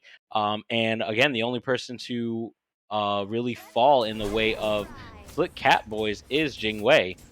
She went Bloodforge and Wind Demon first 2 items. Axe from the Ullr. Jingwei is about to get annihilated. The Ullr, but the Thana is coming in. Thanatos. Nuwa ult does come out, and that blink. The blink. From the Ullr misses the axe. Thanatos blinks as well. Ullr is taking a lot of damage, but so is Thanatos. He is trading, and right now Susanoo is trying to secure that Jingwei. Jingwei does fall to the Susanoo, and Kabrakan is trying to chase down that Nuwa. They're going to disengage that one right there. Ullr was making sure everyone knows that he is there for that damage. Pull onto the Kabrakan by the Khepri. But Kabrakan's might still as well a just tanky boy. Still. I think he's gonna. All right, so he's just down to half health. It looks like they're going to get away with no further losses. Well, I said Slick Catboys needed to figure out what they're going to do, and that's what they're going to do. They found a pressure point and they're pushing on it. They got a kill on the Jingwei. It's narrowing that gap a little bit, and now they're looking at Gold Fury. I think they're going to wait until that vision is gone for the team. Oh no, wait. Slick Catboys has a vision. It's red, so they should just start up that Gold Fury. I Well, suppose Uller they was were. right around the corner, and there may be a couple of wards there, letting them know that it's there. But yeah, Uller was just right around the corner, and right now in these damage charts, Achilles leading the way, 9,500 damage, and Uller is not far behind at 91. He really did take on two people and just kind of bring them down to a quarter health. Very, very good showcase from this Uller. He was doing a phenomenal job with Trans and Hydras. And it looks like he's going to be going into Erendite. Yeah, I'm that's going to sorry, be interesting. not Erendite. He's going to be going into The crit one, the fail crit not. one. Fail not. Thank you. That's what it's Yeah. called. Well, I'm going to imagine full build Uller because Daster is just a mechanical marvel. That's going to get scary real fast. And so if he can basically just pick somebody and say, "Hey, you're going back to base," that's going to be strong for them. So maybe this is a good idea. Just play it slow, take as little losses as you can over time, get wins when you can, and just go for that late game team fight Oh, because you got that some advantage. Kabrakan ult comes out. It almost was a detriment to that Achilles. Achilles is half health and was able to get away from that pull, but the Kabrakan ult was. They've just been kind of off the mark as of late. All the Kabrakan ults I've seen have just really not connected. Uller Armor Wolf securing a dies kill outside. onto the Jing Wei. He did not do it for free, though. He almost died by the looks of his health bar. Yeah, the trade on these two carries has been really solid. It's just, Uller with his early damage has been coming out on top, it seems like, in just about all of them. I don't The know if blink that from the changes Thanatos. with the full build. Susano is ulting. He does get the ult onto the Thanatos, and he's low, and he eats that Thoth ult. Thanatos up in the air. Who is he going on? Nobody. He's going back to base. That He Thoth shook ult his was head no. massive. It was. We were talking about who else has an execute. Apparently Thoth does. Oh, the blink from the Uller, and Ooh, apparently Uller does too. Thoth turned into bubble wrap because he got popped, my guy. Kabrakan taking a lot of damage. He does pop the shell, and Uller double kill, soaring into top damage at 12,000 right now. That Uller is not playing around. That first game, he said, "All right, we dropped the ball, but here we are again, and I'm gonna make sure we're with it." And this is looking good for Slick Catboys because, not only have they taken the lead in number of kills, they've evened up the gold situation. This is a team that's not behind at all now. And once they take control, we're going to see what happens. Stun coming out from Achilles. Achilles gets pulled, taking a lot of damage, and Osiris is really zoning. Achilles is very low right now. He's going to execute himself out of that one. He does not want to be there. Jingwei, talk about safe ultimates. Jingwei gets out, but she does fall to the axe from the Uller.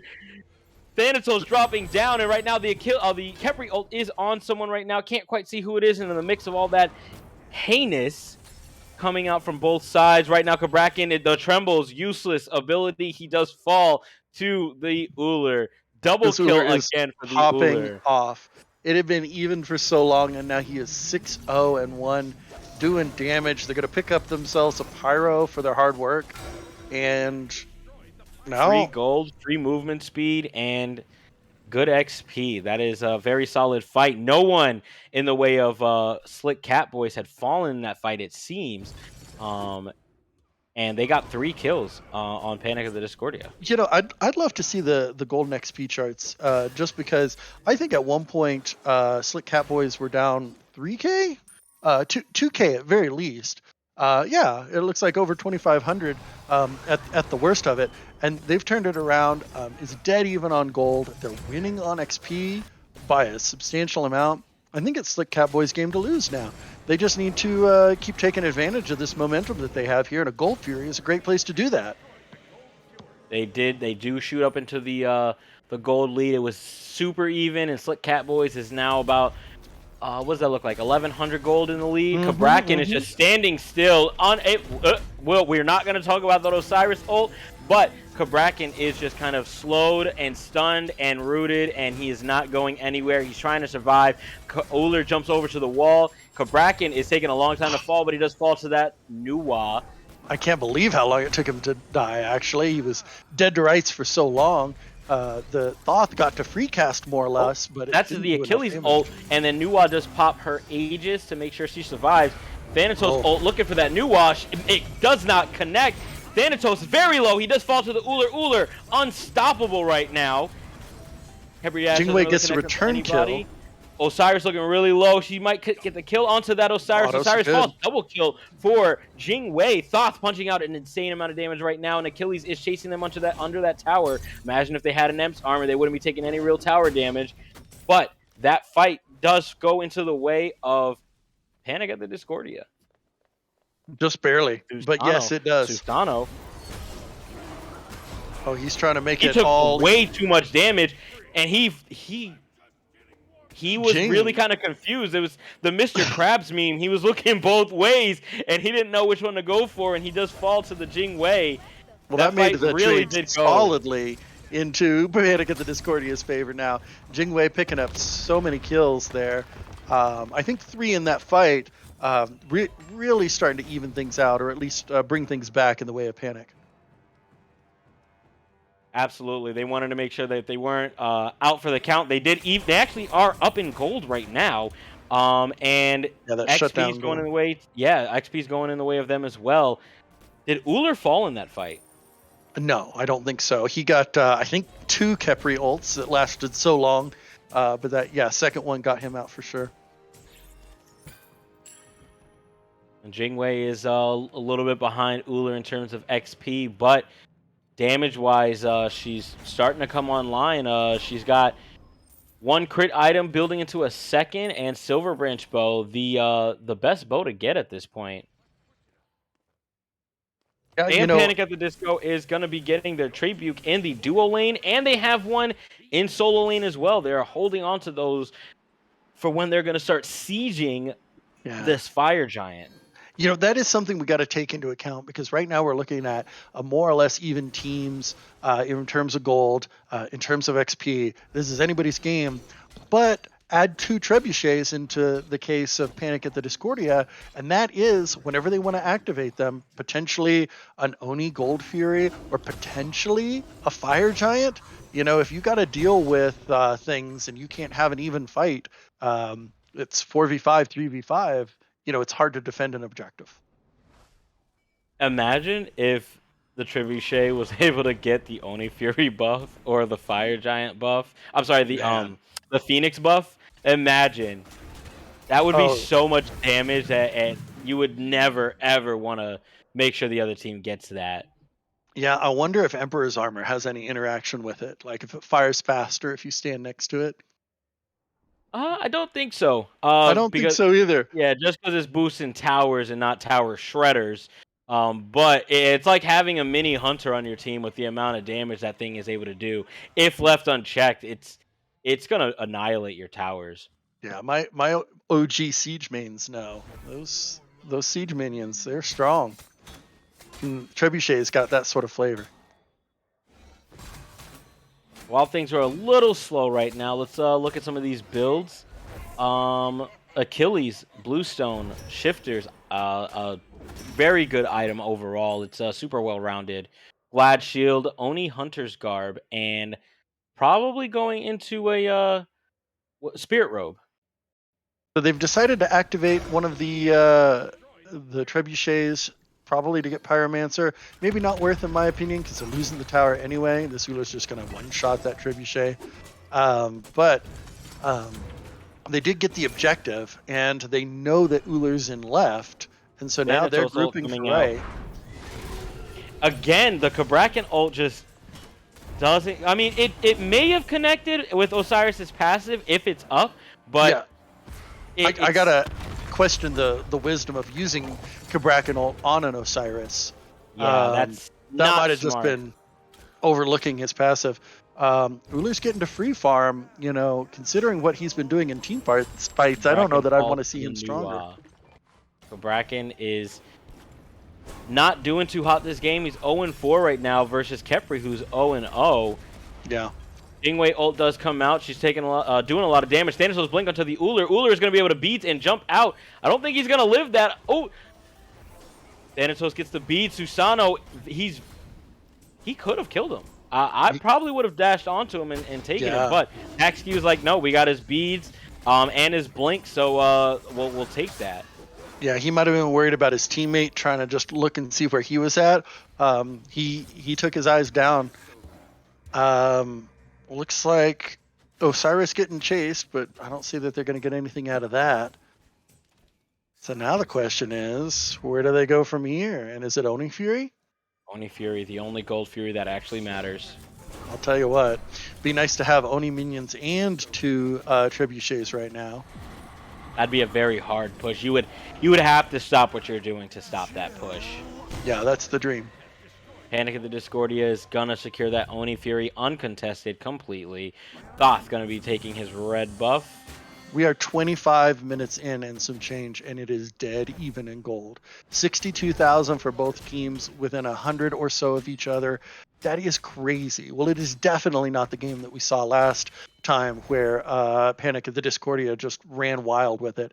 Now, Slick Catboys still up in XP. They're going to hit 21st. It's really, really relevant for them. Yeah, right now they're just making all the vital changes they need to from that first game to really kind of bounce back. And Ullr and Nuwa leading the charts in top damage. 20,000 for Ullr and 19,000 for the Nuwa, with Achilles at 18, not far behind. Kabrakan blinking onto the Ullr. Ullr is just going to be able to take the stun and just jump out of it. Kabrakan's a little low in levels too. I really wouldn't want to contest a level 20 Ullr from 6 levels down. Just be focused on Peel. Achilles throwing a little bit of damage onto the Osiris, and they're just doing the very well-known Fire Giant dance. Yeah, just trying to establish some sort of pressure, hope that somebody missteps, sticks out too far, lets them get a pick. This is where the Ullr's ability to hit a stun can be really relevant, because if he gets somebody caught out, but instead, it's half health on the Susano. And the Nuwa dies to our Thanatos. It's just... Was Khepri ult down, or maybe Khepri just wasn't in range? Yeah, I don't know. They're throwing a lot of damage. Fast, I didn't see it. Yeah, they're throwing a lot of damage out underneath that tower. Jingwei trying to get the tower down. Takes a tower shot, not too much, though. And right now, they're really boxing. Achilles hits a nice, solid stun.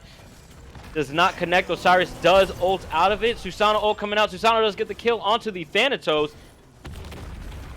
T2 tower in mid lane does fall. A lot of damage coming out. The Kabrakan ult for the first time did have a couple of people in it. Oh, but the Khepri ult is good. Frame perfect. Khepri may still fall there, but Khepri dies to the Thoth, and Susano gets the kill onto the Jingwei. Susano is caught between Thoth. Oh, Ullr is really focusing that Thoth right now, but he's going to jump out of it. Achilles does get the kill onto the Osiris. Oh, Susano, double kill for Susano. Not quite enough damage to secure the kill onto the 2 tanks, but is he going for it? Oh, he gets a triple kill into the warren. Okay. Oh my gosh. Ullr does get the kill onto Kabrakan, but triple kill in the way of Susano. And that is everybody with Panic at the Discordia. That is a full deicide. And now, Slick Catboys got to decide what they're going to do. They've got their carry up. Man, I thought that was going in the way of Panic that whole time until they were all dead. Yeah, Susano just decided to not let them snowball. Who is that? Nuwa is kind of lurking around the speed buff. You won't steal that. What are you doing? He knows she's there. Drops. Nuwa, why did you sit there? I don't know. That was Bees and Aegis and Dead. The most questionable, engagement in the last 2 games. Yeah, it didn't seem like for any purpose either. Didn't even attempt to steal the speed buff. And had they stolen the speed buff, for what end? It's not level 3. Maybe they got a text message from their booth thing and just wasn't paying attention. Oh, we got to wrap this up, guys. Win or lose, I got someplace to be. I just if oh god, I can't wrap my head around that one. If I'm gonna do that and he just elevators me, just eat the death. Don't waste both of your relics to try and survive a Thanatos as a Nuwa. Your Exactly. ult's down. There was really nothing that you were gonna be able to do. Well, it looks like they might be getting ready to do this fire giant and having one person down for a minute. So Nua is back, but still just coming out of base. But that fat wave in left. I wonder if that's gonna Really do. pushing that. It's not Oni, but it is a very big wave, and it's gonna do some damage. Susano barely able to get out of that one. Jingwei, Oh, but she's is going to he? be chasing that Is Susano. he? Susano Oh, the blink, blink he is is good. out of there. Right now, Fanny's up in the air. Who is he looking at? Could be I anyone. spot my little eye. He's going back on the Remember Nuwa. this? Nuwa does get the Kepri. Oh, Kabrakan does secure two people The into that best ult. bracket ult all game.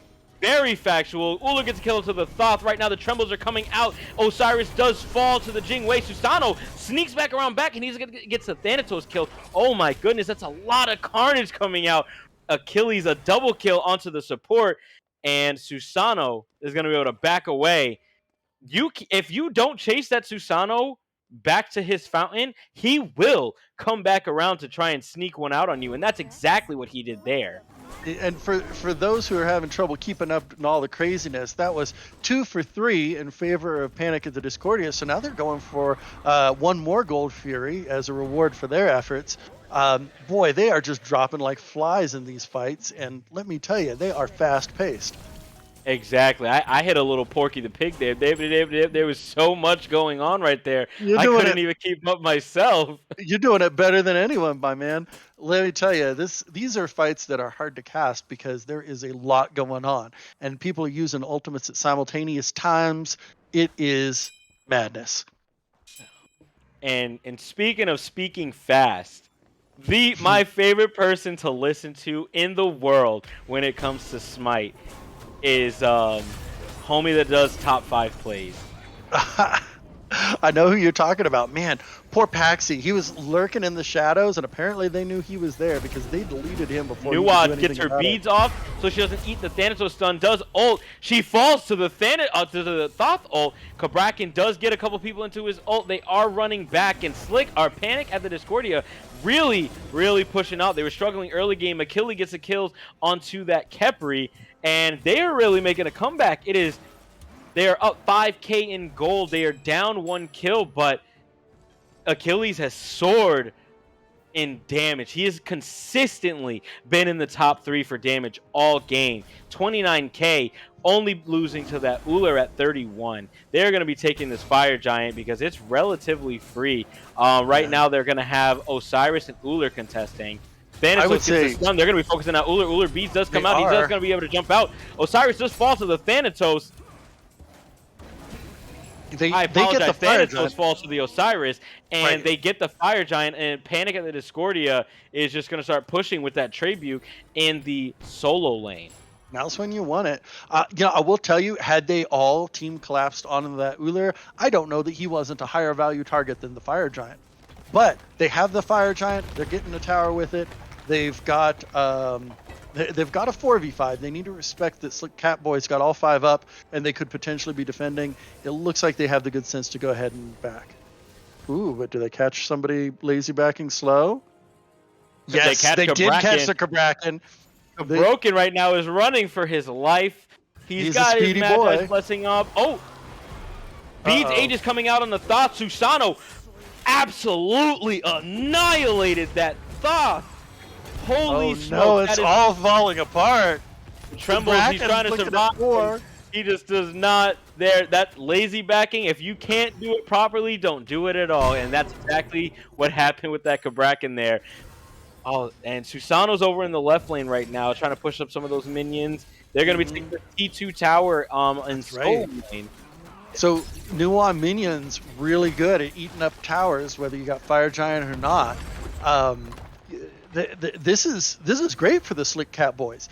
They were at the losing side of Fire Giant. They've turned it around, gotten 2 kills, and now they're looking at sieging Phoenix. Yeah, it's never over until the fat lady sings. Achilles jumps into all four of them, and he only takes a quarter of his health and damage, and he's just He's a putting a lot of brawly boy. CC in. Yeah, exactly. You would have thought he was King Arthur. The scythe just off the mark.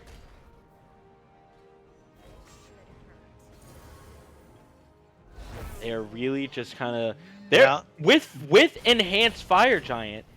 They are just kind of on the back foot right now. they are. They've got all 5 up, so I think that Slick Catboys realize that, and they are trying to back off. Panic at the Discordia is chasing, but I would say it's a soft chase. It's more like just taking the ground that they're giving up. But it's turned into a hard chase now. They're diving in. They've separated Osiris is the going to Osiris. ult out. Thanatos is looking for that Osiris. He waits Drops for it as down. long as he can. He gets the Khepri ult, and Osiris is going to live. That Khepri ult is going to bring him back to almost half health. Very, very good Khepri ult. They made sure to wait that Thanatos out so that way he didn't get canceled by the execute. And they're all going to fall back. No one dies in that engagement. They got a couple of relics, couple of ults, and they're going to try and, re it up. Oni Fury is going to be coming up any minute now. That's definitely an objective that I'm looking towards. Yeah, I want to point out that for a team that was drafted basically around denying Khepri ults, we've seen a bunch of good Khepri ults. Like, they have made a lot of use out of that. A lot of patience shown from Lone Wolf to wait until the executes are over before hitting the ultimate. Just hitting them at the right time. Very impressive play in that regard. And in terms of Khepri eats a Kabracket ult, and he falls to that Jing Wei. Master's Curse. I'm sorry about it, Lone. I spoke your name, and you're dead for it now. Oni Fury going in the way of Panic at the Discordia. Speaking of Khepri, a questionable item, at least in my opinion, Witchblade, really only going to be affecting the Thoth when he's throwing out his one, and Jing Wei. There's definitely better options to pick up for physical defense. You could just go mid Guardian, and that's more health, more defense, and it also applies to slow as well. Yeah, I wonder about how much value they're getting from a Witchblade. Like, it's definitely a good item against, like a Bakasura or somebody who's very attack speed based and has to be right up close. But I don't know how much the Janeway is even effective. And Susano is in the back, taking out a ward, and then just no one noticed that he's there. Susano is going to blink, pull 2 people in. He gets the ult off, doesn't do a lot of damage, and he does get blown up by that Jing Wei. Kabrakan is getting pulled by the Khepri. Nuwa falls. I'm sorry, Nuwa gets the kill onto the Jing Wei. Achilles very low right now. Uller 10 and you're gonna go take a little high peek in the duo lane real quick. Thoth does get bees and he dies. Immortal on the way of the Uller 11 and 0. He has been a part of a lot of kills. He's been a part of 19 out of 20 kills. You remember last game when Paxi on the AMC was first blood for the enemy team? I have a feeling he said something to the effect of, "I don't think I want to die anymore," and locked in Uller. And he didn't. The man is 11 and 0, hasn't died once. The bloodbath that this game has been. Ever since the 10-minute mark when they just decided they're going to go ahead and start getting kills. And that Fire Giant is going down fast. Yeah, they're not going to be able to get that. It's completely uncontested. Going to be going to the way of Slick Catboys for EFG. And they're all going to back, regroup, and just come and start sieging stuff. Susano dashing over to the Oni minions in the duo lane. Make sure they don't lose that Phoenix. It goes down halfway. Phoenix about halfway down. Yeah. Well, they got control. They got the stick now. So, question is, what are they going to do with it? Obviously, they got to deal with fire minions middle. So I guess they're going to try and siege down middle. Does Panic meet them at tower, or do they try and catch them out? Right now, they're just kind of taking buffs, getting reorganized, and trying to get another couple of picks off. Right now, Jing Wei, 3rd place. She does finally kick Achilles out of 3rd place in the top 3 for damage. Uller, 41,000 damage from that Uller. Absolutely insane. Nuwa at 37,000, but it's to be expected from a Nuwa. Throwing ults and hitting 5 people is very easy to get that damage off. And then Jing Wei, 34,000 damage, 3rd place. leading their Uller, team in damage. Uller has enhanced red buff and fire giant buff, and from the look of his build, I would guess a 500 and maybe even a 3K pot at this point. The numbers he's going to be doing is going to be insane. If And you're the not tower a goes tank, down quick. oh yeah, let's peep this Uller's point of view. Thanatos getting the scythe off.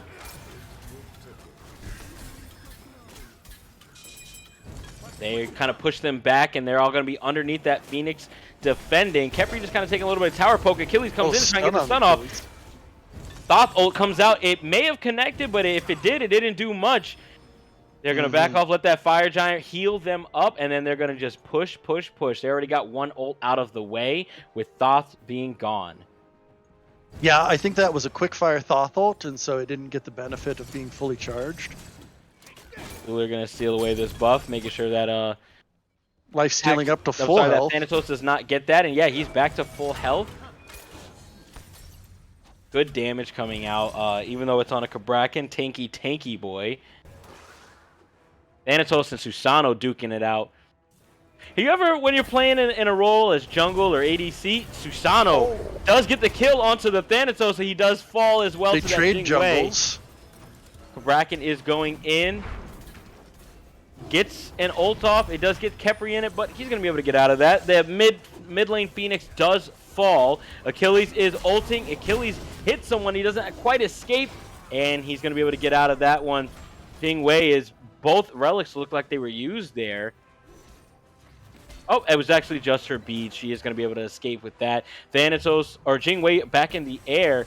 They're going to re-engage on this one. Osiris is pummeling on that Jing Wei, and right now she's just kind of duking him out, and he's about to fall. That stun comes from Cabrakan. It's a wrap. Cabrakan, very low right now, does not want to be standing where he was.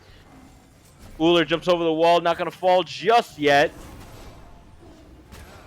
Jim going for the chase. If they take out the Khepri, that's huge. Nuwa putting out a lot of damage. Nuwa, no one to save her. Blown up, double kill for the Nuwa. Uller's still alive. He is super, super hard to pin down in these fights. He does a lot of damage. Like in that one fight alone, he went from 41 to 46,000, and then same thing with Jing Wei. She skyrocketed all the way up to 45,000. She's just behind. Imagine that being Nuwa and not being top damage.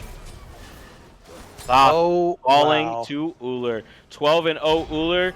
Achilles very low right now. And so is Osiris. He's taking a lot of damage. Cabrakan does secure the kill into the Osiris build. He's got physical defense. You wouldn't know it. He's even got spectral armor. You wouldn't know it. And Susano lurking in the back. They went from sieging to being sieged. That jump was questionable. Is Uller finally going to fall? Uller shut down. Jing Wei gets the kill finally onto that Uller. Uller does fall, and right now they're going to be sieging this Titan. It is, 4-2 right now. Khepri gets pulled in. Khepri pulls into the Achilles. Get a kill on the Achilles. Susano, but they're pulling a lot of damage onto that Titan. Oh my god, Susano, very, very low. They're going to be able to take this Titan down. No, because Paxki said a double kill is in the way. He does get a triple kill onto the Thanatos Jing Wei. Oh my god, the Titan health, the defense was good. Yes. That is a very, very low Titan, folks, but a good show from that Susano. He really does. It's not over yet. Kills. So Thoth up in time to defend against the three of them. I don't know how that's going to play out, but he's got a chance. And then he's just got to wait for 30 seconds before the Achilles shows up. 30 seconds. Can the three of them do it? We shall see. Gustavo comes out. It does not connect. And the pull is good. The kill is good. That was so much damage. Oh my goodness. Seconds. They're going to take this Titan. That's it. Are we going into game 3? We are going into game 3. Flick Catboys. That is all thanks to Susano. The damage from him is what saved that game. Of course, he had his teammates to back him up, but Lord have mercy. That was so much damage. And then Thoth, yeah, he didn't have a health bar. He was there and then he wasn't. Have you seen a back and forth like that before? That both of those games were dead to rights so many times. Phoenix down, this team sieging. Oh no, the defense is good. Now their Phoenix is down and they're sieging, and oh no, the defense is good. They back and forth so many times. That was unbelievable. And it came down to a Titan with, I kid you not, 1% health. The defense was good and they ran it down and were able to get that Titan. Unbelievable play coming out of Slick Catboys. Absolutely, Paxi. I think getting MVP because of that last play, but Dafster. Oh my gosh. Uh, 12, 1, and 8. Only died one time at the very, very end, doing so much damage. Top damage in the whole game. yeah, and I was impressed that they were able to finally stick him down so that way he would be able to die. 12-1 is not an easy feat, and he definitely did it. He lost top damage to Jing Wei. Jing No Wei, way. 52,000 damage. She takes it away Oh, from the Uller who was I running missed it. that game. I missed it entirely. And you know what? Shout out to Armor Wolf for playing out of his mind, especially taking that late game Jingwei, just deleting people, just free casting and not missing autos and doing so much. But in the end, the win goes to Slick Catboys and by a hair. But By a that was the hair on the back of an ant, bro. That was so super close. The way they were able to just turn it around and run it down mid. Susano having less than 30,000 damage, but if you ask me, like he should be in the 30s, maybe even the 40s with how much he was just annihilating people. Thoth stood no. Can we see Thoth's build? Thoth. Book of Thoth, Chronos, Soul Gem. He had Book of the Dead and still died with 3 abilities. He didn't even have to ult the Thoth for him to fall. Absolutely, absolutely madness coming out of that last fight there. yeah, Such a roller Susano. coaster of a game. Very impressive. And the first game, if it had you wondering if these two teams were evenly matched, I think that answers the question. These two teams are very evenly matched. They couldn't have been closer this whole game. Just jockeying for position, trading the lead out the whole time, and it coming down to like literally a mad Titan defense down to the last just HP of that bad boy. Um, really impressed with the play out of these two teams. Yeah, no, absolutely. They made sure to show that like we're not going to get too old in this. We're definitely taking this to game 3 to make sure that we all know that we're here to play. And before we really jump into this next game, Twitch chat, I want to know what you guys think. What was what stood out to you? What was like the solid play that really just kind of, even before that last one, that really just kind of turned the favor back into Flick back cats. I'm sorry, I can't think of their name. Slick Cat Like Boys. Cat Boys, yeah, it's not easy. What do you guys think of that game? Who do you think stood out the most in that game? Who was the underdog of that game? Let us know what you guys think in the comments there, because that was such an action packed match right there. And while you're at it, make your predictions because it's 1-1, and the next winner of this team is the one that gets the win. So Look who who's do you off the think it's gonna table. be? Look who's off the table. They We did see an not want to deal with Uller that Uller. gone. We see a Jingwei gone. We're gonna see a different game, that's for sure. Horus? Are we gonna get Horus again? Maybe it certainly worked for him. Right now, we got one person saying that Achilles was a massive front line, and that is facts. Yes, Achilles yes. was in top 4 in damage for most of that game. He was able to just get in and just start stunning everybody. He didn't get any execute kills, at least not that I saw, but he was able to get in and get out of everything of that game. Yeah, and as far as players go, I think Krazen is the one I knew the least about going into this. I know he's high ranked. I kind of thought he was going to be in the support role when this came up. So seeing him perform like that in the solo lane was really impressive and really eye opening for me. Daffster on the Rama. Well, that's going to be interesting. I love me some Rama. One of the best skins in the game, in my opinion, is Rama's Orbital Strike. I absolutely, if I see an Orbital Strike Rama or an Iron Crow Hu Yi come out in a ranked game, I know I'm in for a world of pain. Yeah, no kidding. And Cleo is going to be the first pick for these folks. They're going to make sure to utilize her. Hopefully she's going to be in the jungle this time. Terra, my baddie right there. I love me some You Terra. like thick You girls? thicker the better. Thick like oatmeal, my boy. That's how I feel. Tara, she's got the thick thighs that save lives, and for that matter, the CC that saves lives. I really like how she could root people, stun people. She's got flexibility, gets a second dash, and that ultimate can be a real team fight changer. So I really see the value in a Tara.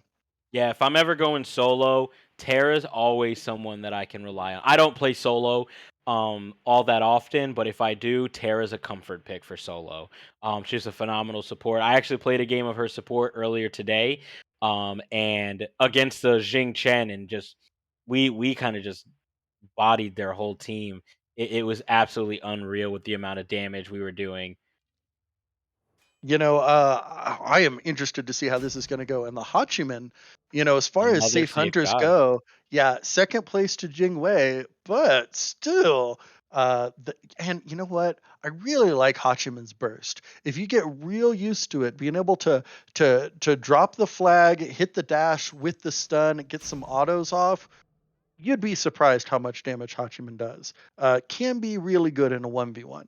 So this is going to be really interesting to see how it plays out because Armor Wolf has really proven to be an excellent top tier hunter, but so has Daffster. So looking forward to it.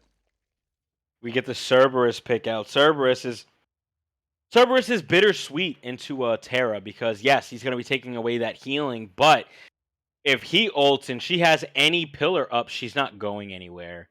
And that's really it's something that like you kind of just have to take the L for if you're Cerberus. You're not going to be pulling Terra if she has any of her stones up.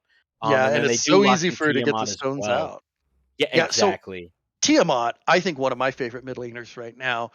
Really slow early, but ramps up pretty quick. Once you get that one level, she starts to do a lot of damage. And at level 5, her ultimate's actually really relevant. I mean, so she's got so many options. She's got 3 different forms in her upright stance, and then she can go to the ground stance and have another ultimate. And, 2 separate cooldowns between them. It's really strong. So I think that Tiamat's got a lot of great qualities to bring. And in a scrappy team fight, like, the clusters that you've been seeing, Tiamat performs really well.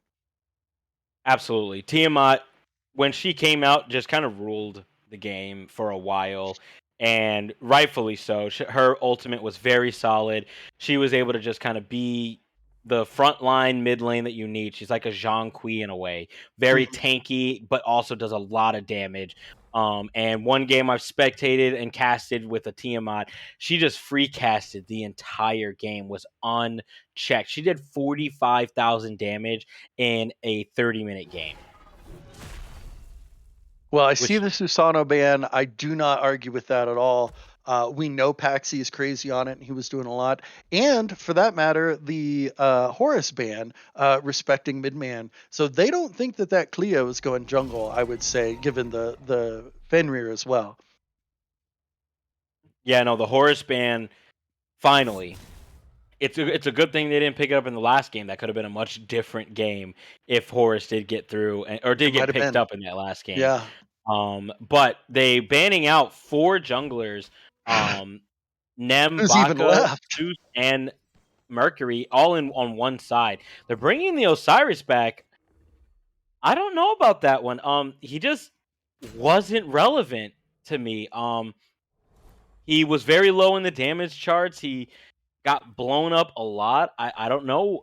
I don't know about Yeah, but Rama. I'm sorry. I don't know about Osiris really. but this is Osiris on the other team.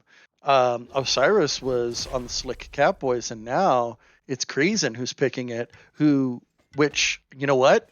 I bet you that's Osiris Jungle. That is a mid pick. Oh my god, Baba Yaga. The damage that she does. Okay, we're We're in a trolling. stacking meta, and nobody stacks better than Baba Yaga. We're trolling. Yeah, we're trolling I will literally cash at Paxi $50 if he locks that in right now. right now. Right now, You if bringing he up the app. So what is it they need? Because they've got they need a jungle. So yeah, this is Paxi push jungle. I love it. Okay, so in seriousness, we got the Loki, and you know what? Paxi made his showing in the scouting grounds with Loki. That's where we all got to see. Oh, this guy is built different. he You know, his first scouting game ground games was against me. I was not happy to have to go against that. He went my Susano. man. He absolutely just bent my entire team over. Like absolutely. I'm like, man, I did not want to have to deal with this. This is racist almost. Like why why do I have to deal with this right now? And he's just absolutely insane. And we saw it. That Susano pick is very good. It's so good, in fact, it got banned. And he's gonna bust out the Loki. And I'm interested to see because Loki may have a little bit of tough time dealing with people like Baba Yaga. If she just drops the house on you after you ult, then what? You know what I mean? Yeah, man. So the Loki has me scared. I got to be honest. So Krazen on the Cleo, Osiris for midman. So that means Cleo solo, Osiris jungle. I think that we're just seeing Midman literally flex his god ocean, as I've heard him call it. He's got them all under wraps. You can't ban him out. What's that? You banned 7 assassins and picks and bans? Don't worry. I got warriors to spare. Absolutely. I want to see what this Osiris can truly do because I just again I don't like Osiris. He's good, but he's not that good. Nike is a much better god overall. In Sure. the solo lane, she's gonna struggle early game, but late game Nike is just uncontested with just how potent she is. A big team knockup of the slow among slows, and it's gonna be tough for Osiris late game going against Yeah. a Nike. Well, here's the thing. I think that's Osiris jungle, and I think that he could be going crit. And I think Osiris with crit and Golden Blade is a whole different thing. We'll definitely see what's going on here. But on paper, who do you guys have winning this one? Chat, let us know who do you think is gonna take this one. Yeah, because they're neck and neck, 1-1. Whoever wins this one gets the distinction of winning the very first Premier League game, and I think that is kind of a huge deal. Really sets the precedent. And for what it's worth, I think these are two of the best teams in the league, just on paper, not knowing everybody. I think that these are two of the ones to watch, and the winner of these two, that's the team that gets the target painted on their back as the one to beat for the rest of the season. And so, kind of some real bragging rights, I think, come out from this first game. Yeah, if you're able to secure the first spot, the first win, yeah, you're really just kind of setting that nice big red target on your back. You wanna, and then you're gonna have to be on top of it. They're watching these games right now. They're scouting you out, and they're gonna know we gotta ban that Susano against Paxki. We gotta ban Uller against Daster. We just gotta make sure that they don't get these like crazy picks to where they're gonna blow us up because they may be on the back foot for a lot of the game, and then all of a sudden they just come back, go back on the back foot, and said psych, and they just turned tail and ran towards that Titan.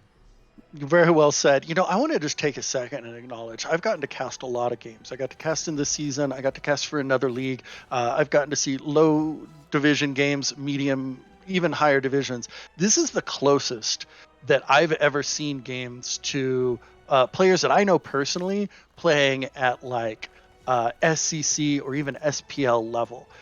These guys are insane. And the micro interactions and the macro that I am seeing from these teams Very impressive. This has me super hyped for this league's Premier Division for the rest of the season. This season is going to be so exciting, so cool. If you're a fan of Smite, if you're a fan of this type of game and played at a high level, I really hope that you're enjoying it as much as I am, because this is great for me.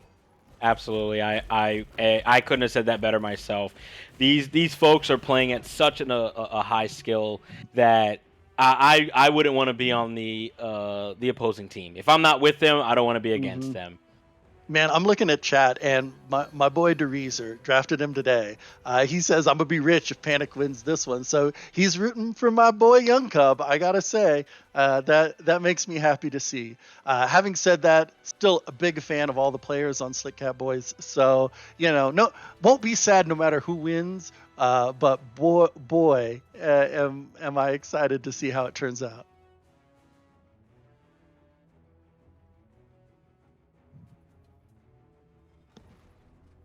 Well, the lull before the storm, and now we get started.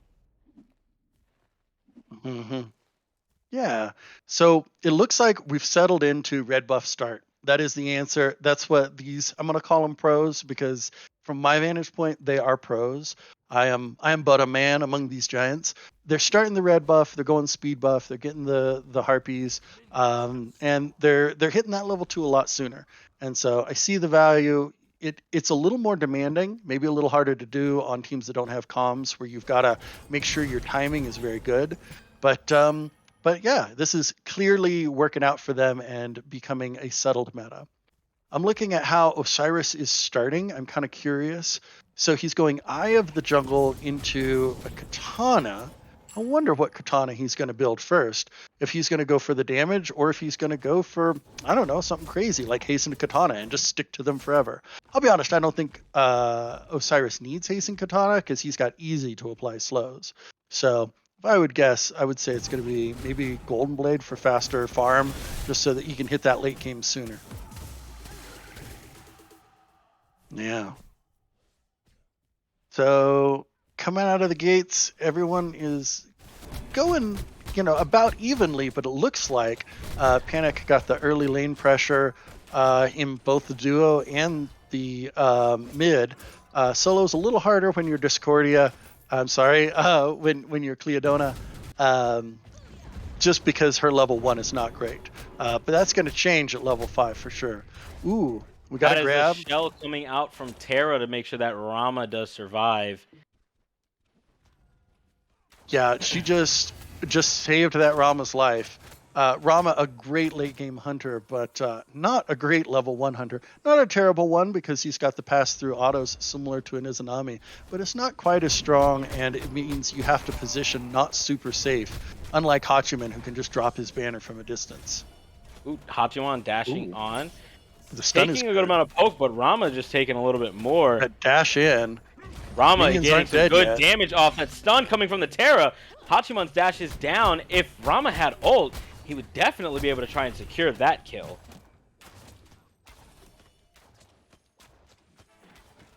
Right now, good pressure coming out. Level 3 is going to get hit by Hachiman and Cerberus before Rama and Terra. Flag gets dropped. Terra takes a little bit of damage. Nothing crazy. Cerberus jumps in. My man's wild.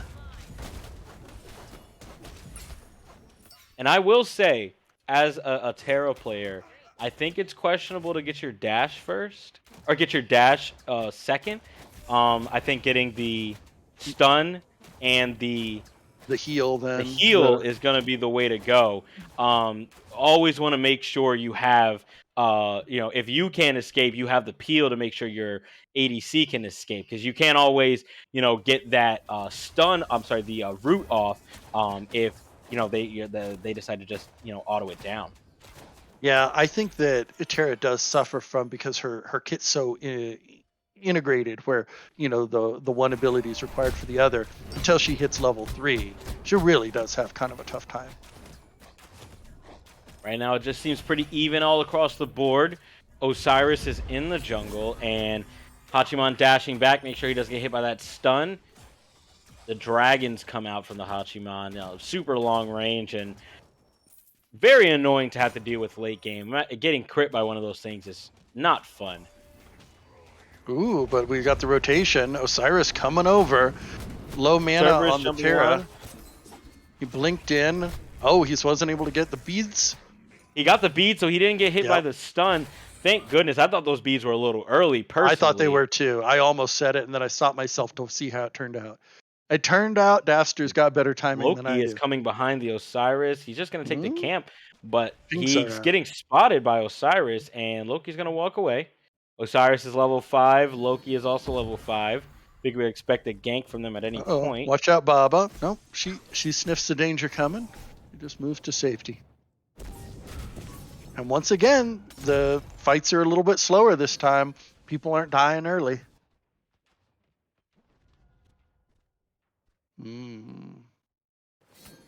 All right. Well, I would say blue team Panic at the Discordia's got just a little bit of pressure. They're turning it into a couple of 100 gold lead. They're clearing waves a little faster and maybe able to get some side harpies or camps from it. And that's where that lead's coming from. Just a little bit better farming. I wonder how that's going to play out because these initial fights seem that they're very close. Very much so. Loki is in the left jungle, maybe looking to try and put some pressure onto dual lane, but just gonna back off a little bit. Hachiman and Cerberus Cub are got minions up. chasing him. He gonna be able to ult. Oh, Gotta put up a he's going pillar. hard. Oh, she doesn't get any of her stones off. She would have been able to just not get moved by that, but she may have not had enough mana for it. Cerberus ult does hit, no one dies to it, and Loki and Tiamat are trying to rotate over. They're both gonna back up a little bit. I'm looking to see if any relics were used in that one, and I think the answer is no. Looks like the shell was already down, and so were the other two relics. That's probably the reason that Cub was so eager to put pressure onto that purple buff right then, but kind of looks like it was a wash. Now they're freezing lane. Nathan, I got a question for you. Mm-hmm. Of all of the, with the way the meta is right now, who do you think is the best person to just be a support with? The best support god to play? Yes. I got a hot take for you. You love hot takes. And I'm going to say it's Ganesh. That's pretty lukewarm. I think Ganesh is very viable. If you had said something like Sylvanas there, that would have been That would have been a hot take. I just feel like Ganesh is a little undervalued at this point because he doesn't have quite the same disruption as like a Gab or a Khepri when it comes to kill denial, and he doesn't have quite the same like lockdown as some of the others. But his ult is such big damage. It's so good for objectives. The slows that it provides, and then the silence. And so many abilities are channeled. And if you can silence people out of those channeled abilities, or if you can stop someone from using their dash right after you've grabbed them, and I just Ganesh is my man. Oh, and no kill stealing. How sweet is that? Exactly. Ganesh is the supportiest support.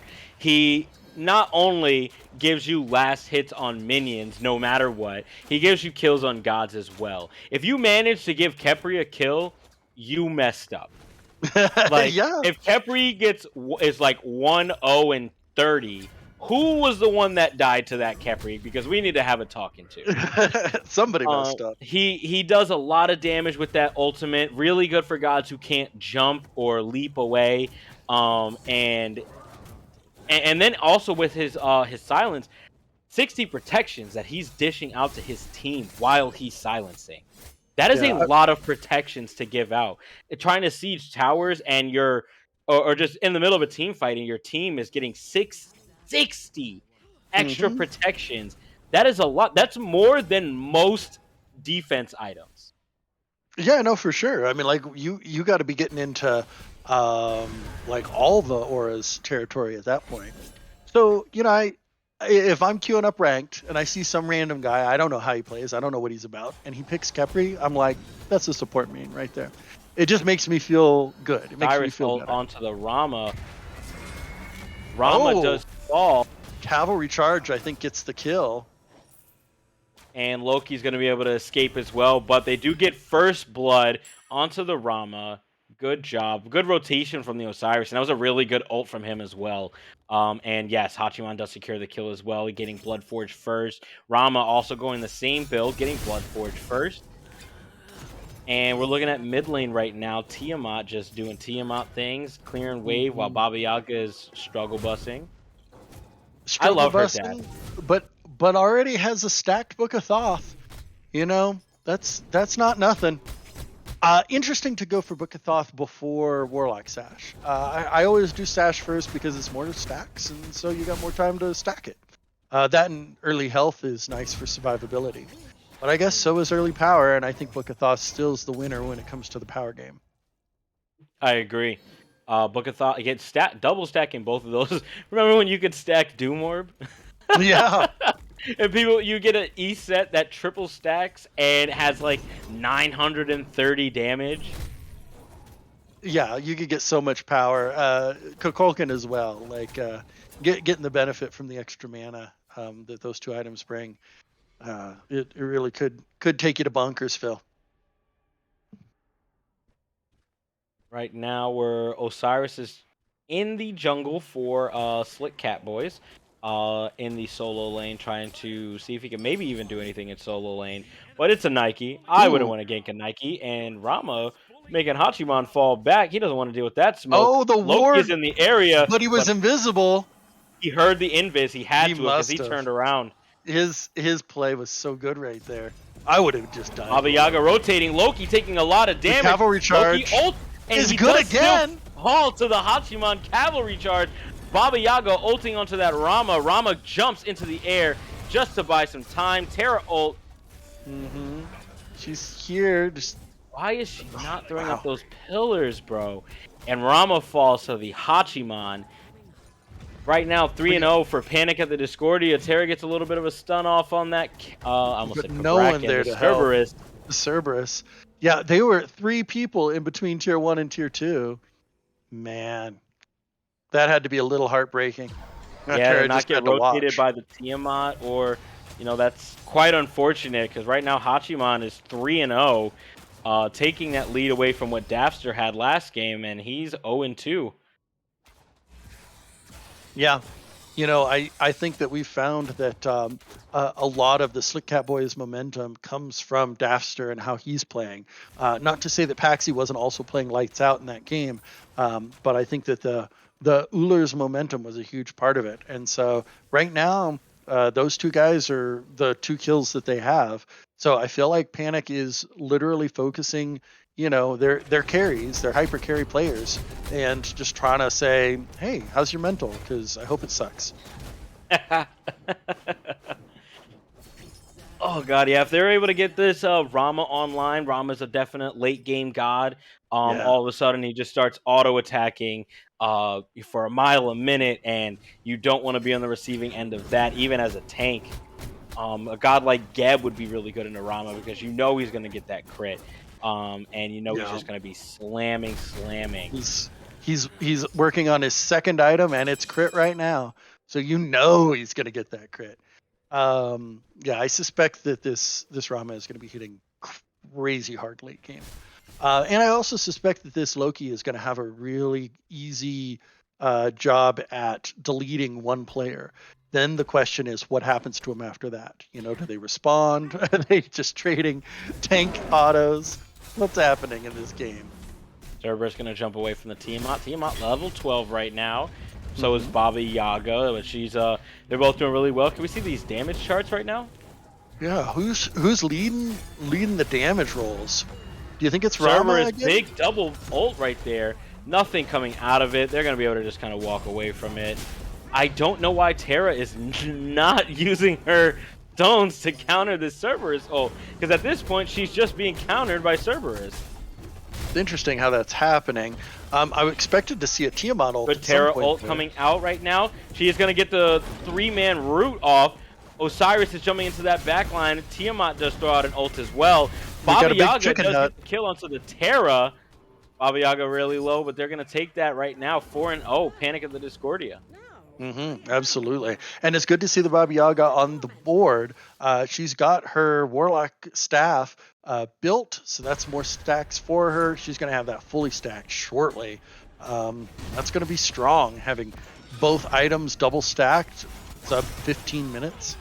Ooh, Toxky's looking Paxi. really low right now, and he does fall to the Cleo. Cleo gets her beads popped, and she does fall as well to the Tiamat. Rama getting a kill onto the Hachiman over there, and Rama is looking to push.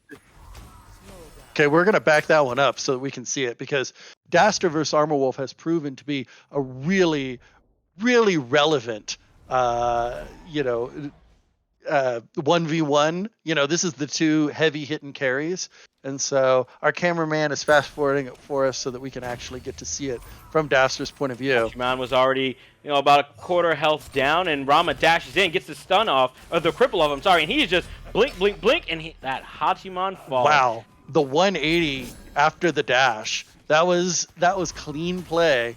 Absolutely. And, he doesn't even celebrate. He just turns and works on that tower.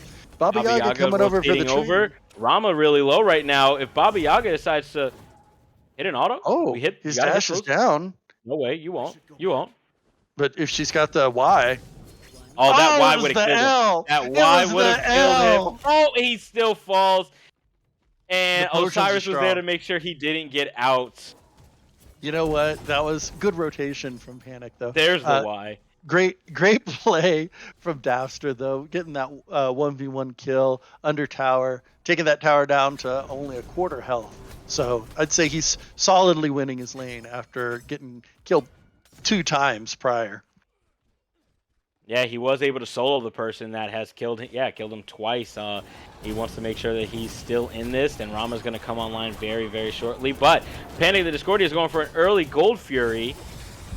Do they have it? Hera is looking to try and secure, but Panic the Discordia does get the secure onto that Gold Fury. Tiamat throwing out an ultimate onto the Osiris, and they're just going to disengage that. Right now, Paxki doing what he does best. If they're doing gold, we're doing pyro. I love to see it. And you know what? If any low-level ranked players are going to learn anything, if you hear that Gold Fury go off, you know that the team is there.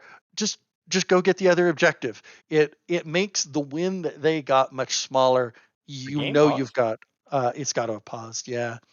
We're either in safe mode or there was a team pause for some reason, or the game crashed because it's high res and we backed up. You know what? So let's talk just for a second about these hunter builds. They're too identical for this not to be a new meta that's emerging. They went the arrow starter. That's been real common for the extra attack damage, basic attack damage.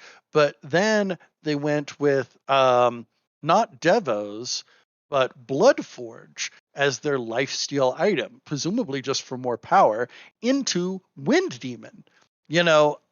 Second item Wind Demon's not super rare, but Bloodforge into Wind Demon, this is too much of a coincidence that they're both building this for it not to be some sort of new meta coming out of these hunters. What do you think, man? Have you seen this elsewhere? Yeah. Rumor on the block is they had nerfed Devos to where it's just not really it anymore. Bloodforge is a super expensive item. However, getting that movement speed if you get a kill, getting that. Actually, I think can we hover over Bloodforge really quickly?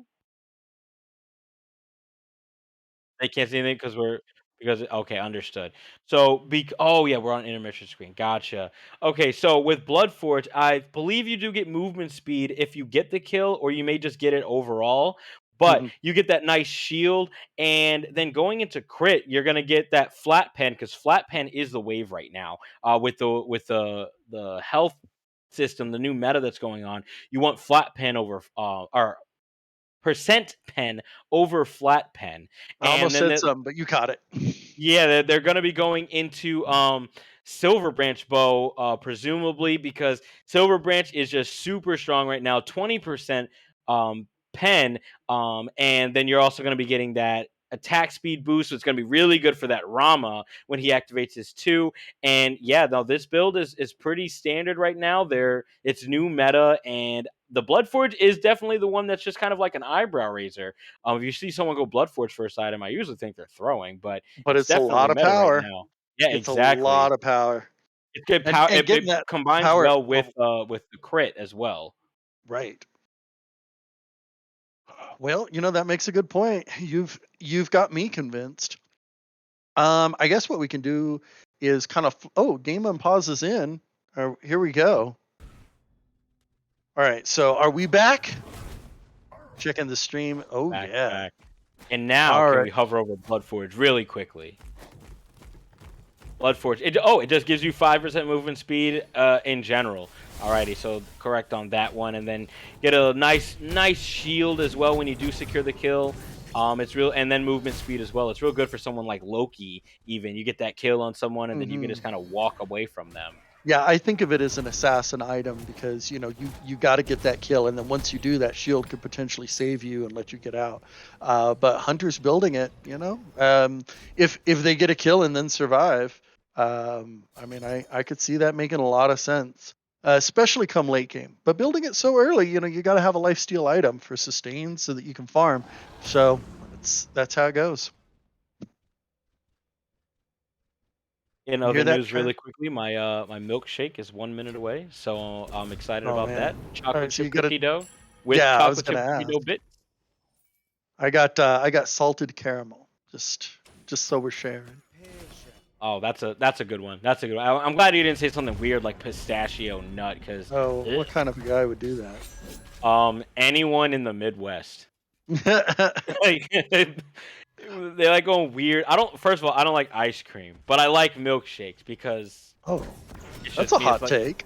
yeah, I will not eat ice cream. Ice cream Ooh, sandwiches are Paxi. bad, but that is a good Oh, ultimate beast coming out of the Susano, the Loki, and Rama is in the air to make sure he didn't get hit by that Cerberus. Oh, gets a man. couple of shots onto the Hachiman, I can't believe and that Loki made it out of that.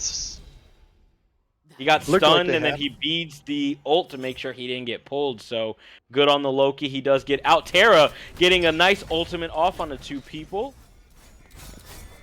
Tiamat is rotating from behind. Hachiman is not looking very Ooh, he healthy, but used his Tiamat ult to is go just in too. Hachiman just kind of didn't take any damage. Like Tiamat was not looking at him, and she was kind of looking past him. And Meanwhile, Loki does secure the kill onto the Cleo. He's now 1 and 2, and Nike was very low, so it was definitely a bait by that Nike to make sure that Cleo had fallen. it was all a ruse. Well, hmm? Oh, we're Okay, gonna we're gonna rewind watch to that see one that one. back. Yeah, because Okay. I mean, Loki had just barely gotten out of that fight, and that fight kept going on so long. I was stunned to find him over at right lane all of a sudden. So Cleo coming in. Oh, she's 100% health. She's hitting things. Nike is fraction of Very a low. health. If she even decides to go, like, oh, Oh, the a dash miss. missed. And now she's got the shield from her ultimate. You can't count a Nike out. What is this Cleo gonna do? She's really Oh going my for it, but god, it didn't kill it's her. just Is not she gonna die to enough. tower? And it's the tower that did all of her health. And then Loki Loki. shows up for a last hit. Oh, it was a little underwhelming, but you gotta It love it. wasn't even a bait. It was just Cleo being greedy right there. Yeah, I'm glad we watched that one back. That we needed to know that's how that story happened. Craven his own worst enemy at this point. And Loki farming in the back harpies while the fight was raging over and left. Right now, yeah, it's kind of slowing down. What is it, 6-3 right now? Well, it's not a blowout by any means, and we're looking at Golden. Looking pretty close and even. Player damage. Panic is sitting at the top more or less, but it's not a super widespread this time. So yeah, look Like, at that. I'm waiting Practically to see. even. I'm waiting to see this Rama just kind of come online once he actually gets some items online and hits that late game level. He's gonna be slapping. I'm really excited to see Rama late game. I am too. I have a feeling Daster on the Rama late game is going to be something to see. I am going to say though, Hachiman late game, in my opinion, is also very good. I would say Hachi a well-rounded hunter. He's not weak early, he's not weak late by any means, and he's got good objective shred because everyone gets attack speed bonus in his little flag aura. It's great, and so I think he's just a good solid hunter.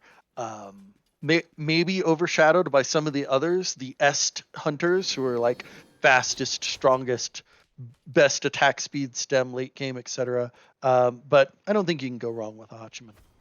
No, not at all. Super duper safe, like we said at the beginning. Uh, Real hard to pin down with that ult, but he's been using it a lot for engage. Loki is lurking in that jungle on the left side. Hachiman about to get ganked. And there's that safe ultimate. He just kind of Yep, daddles on gallops out of away. there. Osiris is over there as well, but there's a little bit of a skirmish going on in mid lane right now. A lot of damage coming out from Tiamat, and Loki Osiris ults is out. going to jump Oh, in onto that with the Loki. Osiris ult to chase. Loki Aegis comes out, and Rama just dashes in to say, like, nope, you're going to deal with me now. I am the captain here. Ooh, but he's 1v2. Oh, the Loki hasn't gone back. Maxi is playing with fire right now. How do you know, though? They don't have wards. I guess Minman was just going to check, and he's like, "Ooh, I see him." Did you see? That was definitely a couple of crits that got off by that Rama onto Osiris. Yeah. Right now, Cerberus is chasing the Terra, and the Nike is there as well. Terra ult comes out. Big four-man Terra ult. Cleo just dropping ult as well. Rama is in the sky. 1, 2. Not going to be able to secure onto that Osiris. They are pushing Panic at the Discordia back. Baba Yaga is dropping the house down. 1, 2, You know the 3. damage that thing does. It's unreal. And Oh, Loki, but Loki's on he's her. going to be able to secure the kill onto the Terra falls as well as the Baba Yaga. Cleo does get the kill onto the Tiamats. 2 for 2 right now. Double kill for Paxki. Paxki gets another kill onto. Ooh, 3 Oh my gosh. kills. It is right now a 2 for for 3 3. trade. No, Oh, it's 3 for 3. I apologize. Yeah. Oh, and there's the fourth one right there. Midman chasing down the Loki. Wow, what a bloodbath that was. You know when you go like 20 minutes and you've only got like, I don't know, a grand total of 7 kills, and then suddenly you get 9 more? Yeah, they are. That was a very good fight. Terra ult coming out to just try and give the team the heal, but it just wasn't enough. The heal's not big enough as of yet. She's only level 13, but expect late games you're gonna get like a solid 4, 5, 600 heal from that Terra ult. And then it does a lot of damage as well. I personally have gotten a triple kill with the Terra ultimate.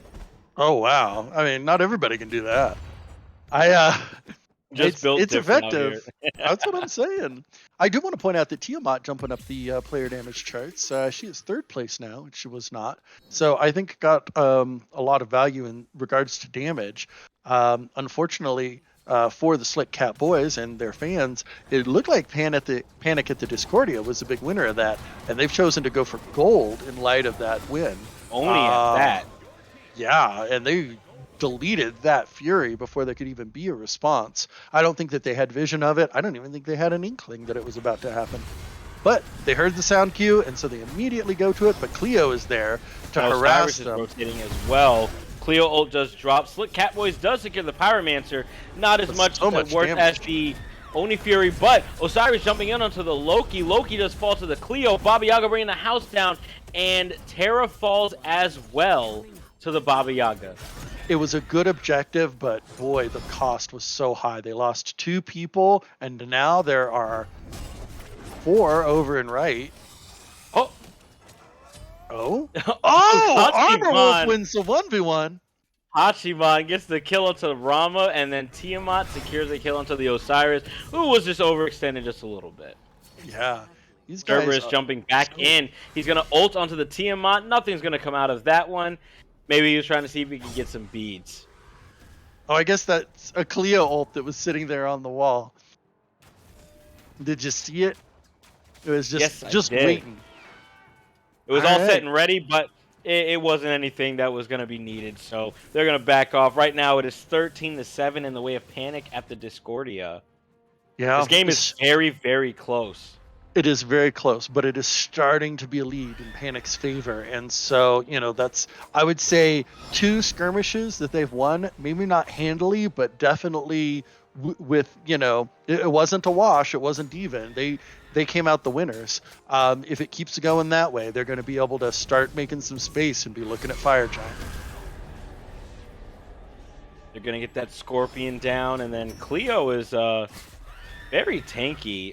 She's sitting there tanking tower shots like a Hercules. Yeah. You like to see that from your solo laners. I like to see the meta moving back to solo laners that can be front lines, not just wave clear bots. They are baiting this Fire Giant. Nike is around. Tiamat's rotating. Yeah, I don't know where if they don't respond sooner, they're not baiting what are they it. doing? They're just taking Are they going to get this Fire Giant? No way. Stop the Panic of the Discordia. Why did Nike was right there? Terra went the other direction, and Tiamat didn't even rotate. That had to be calm stiff. That definitely. They're going to take this T2 for free. Yep. Have we seen a trade buke yet? I saw one from the red team, and it was really early, so they just deleted it. Got to be using those guys late game, in my opinion. So a tier 2 for a tier 2, but does Rom get away from this? Because we got... If he stays, he doesn't. Ooh, this purple buff may be the end of him. That took him a long time to do. He didn't even actually pick it up. That took him a long time to do. Yeah. Minion's tanky now. Gotta remember. Oh?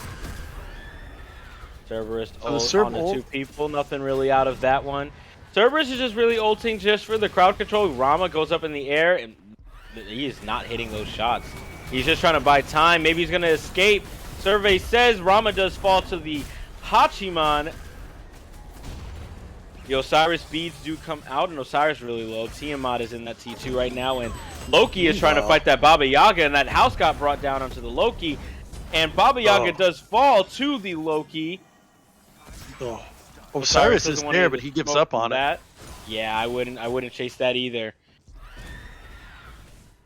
Nike was taking a lot of damage right there and not really healthy enough to go in and try and re-engage, but Cleo is still over there. Osiris, Hachiman, they're all still over there. Loki is just going to go do Loki things.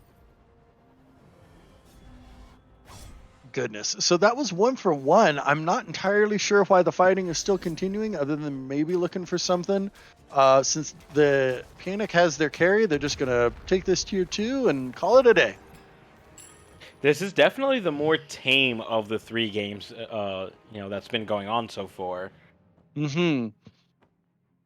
Yeah, I'm reminded that was all with Fire Giant. Like Panic had Fire Giant. Now, admittedly, it wasn't enhanced. I feel like maybe they could have done more, so I'm going to say Slick Catboys did a good job of defense, all things considered.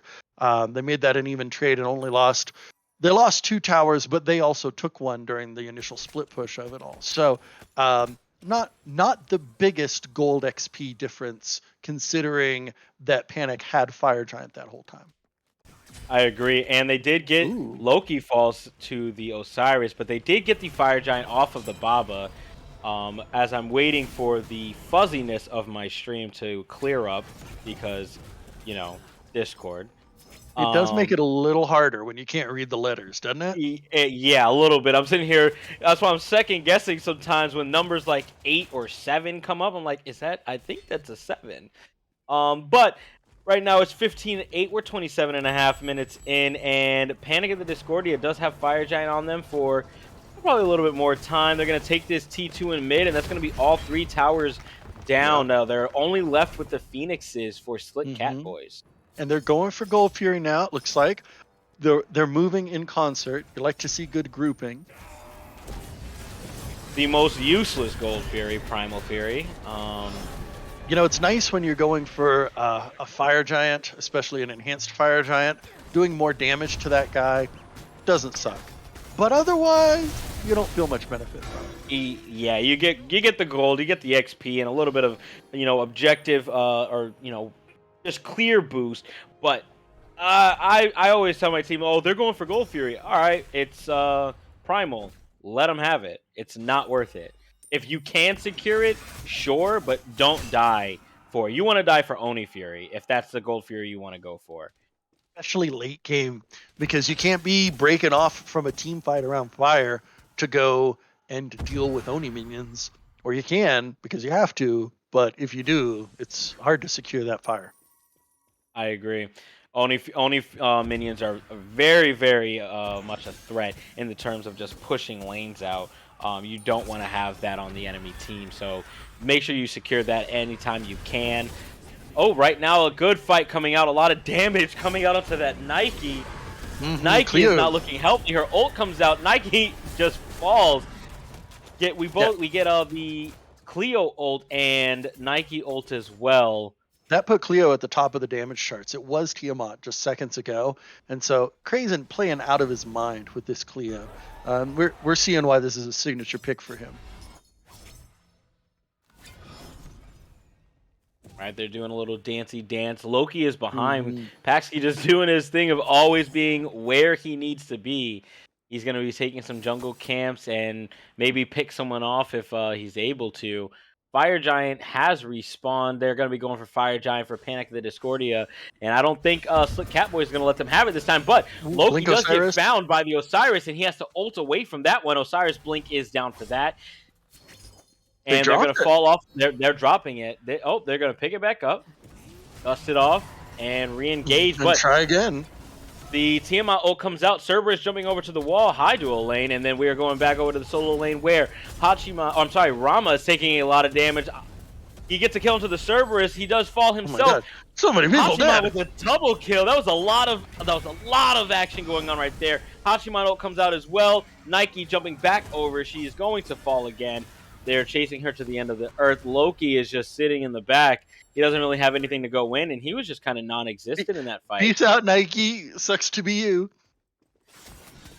And that is... Oh, they're not going to be going for Fire Giant. They're not healthy to take a now EFG.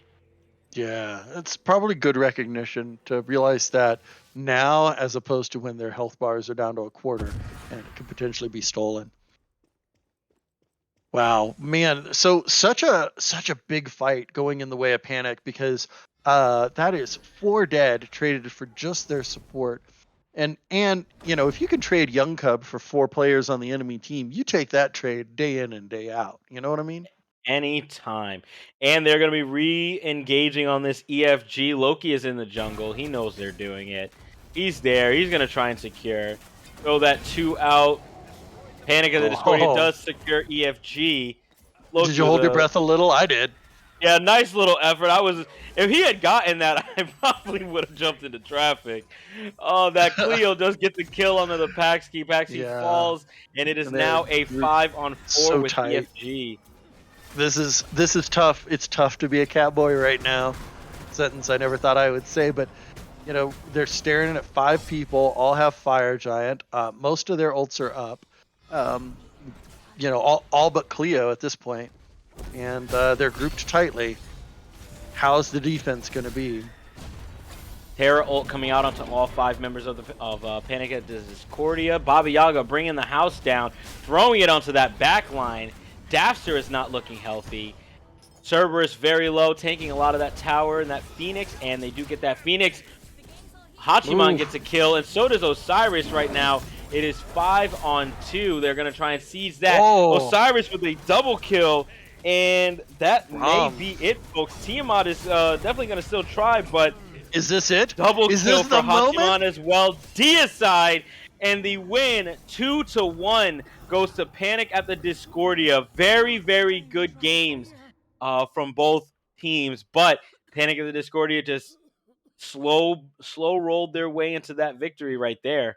And there it is. There is your first winning team for the first premier game for the HFDL. You got to give it to Panic at the Discordia. They played lights out. They had a tough time in the second game, and it was back and forth, but they took control this third game, and they ran with it and just eked it out against a remarkably good opponent. So credit to the Slick Catboys. They all played great. Absolutely excellent play from both teams, but there you have your winner, and it's Panic at the Discordia.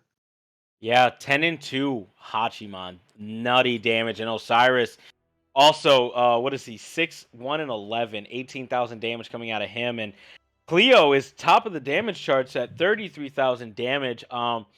In terms of an MVP for this game, I'm gonna have to give that one to Cleo.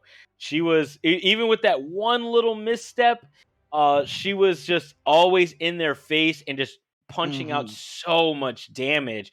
I'm Yeah. surprised she was able to get through 2 games out of 3.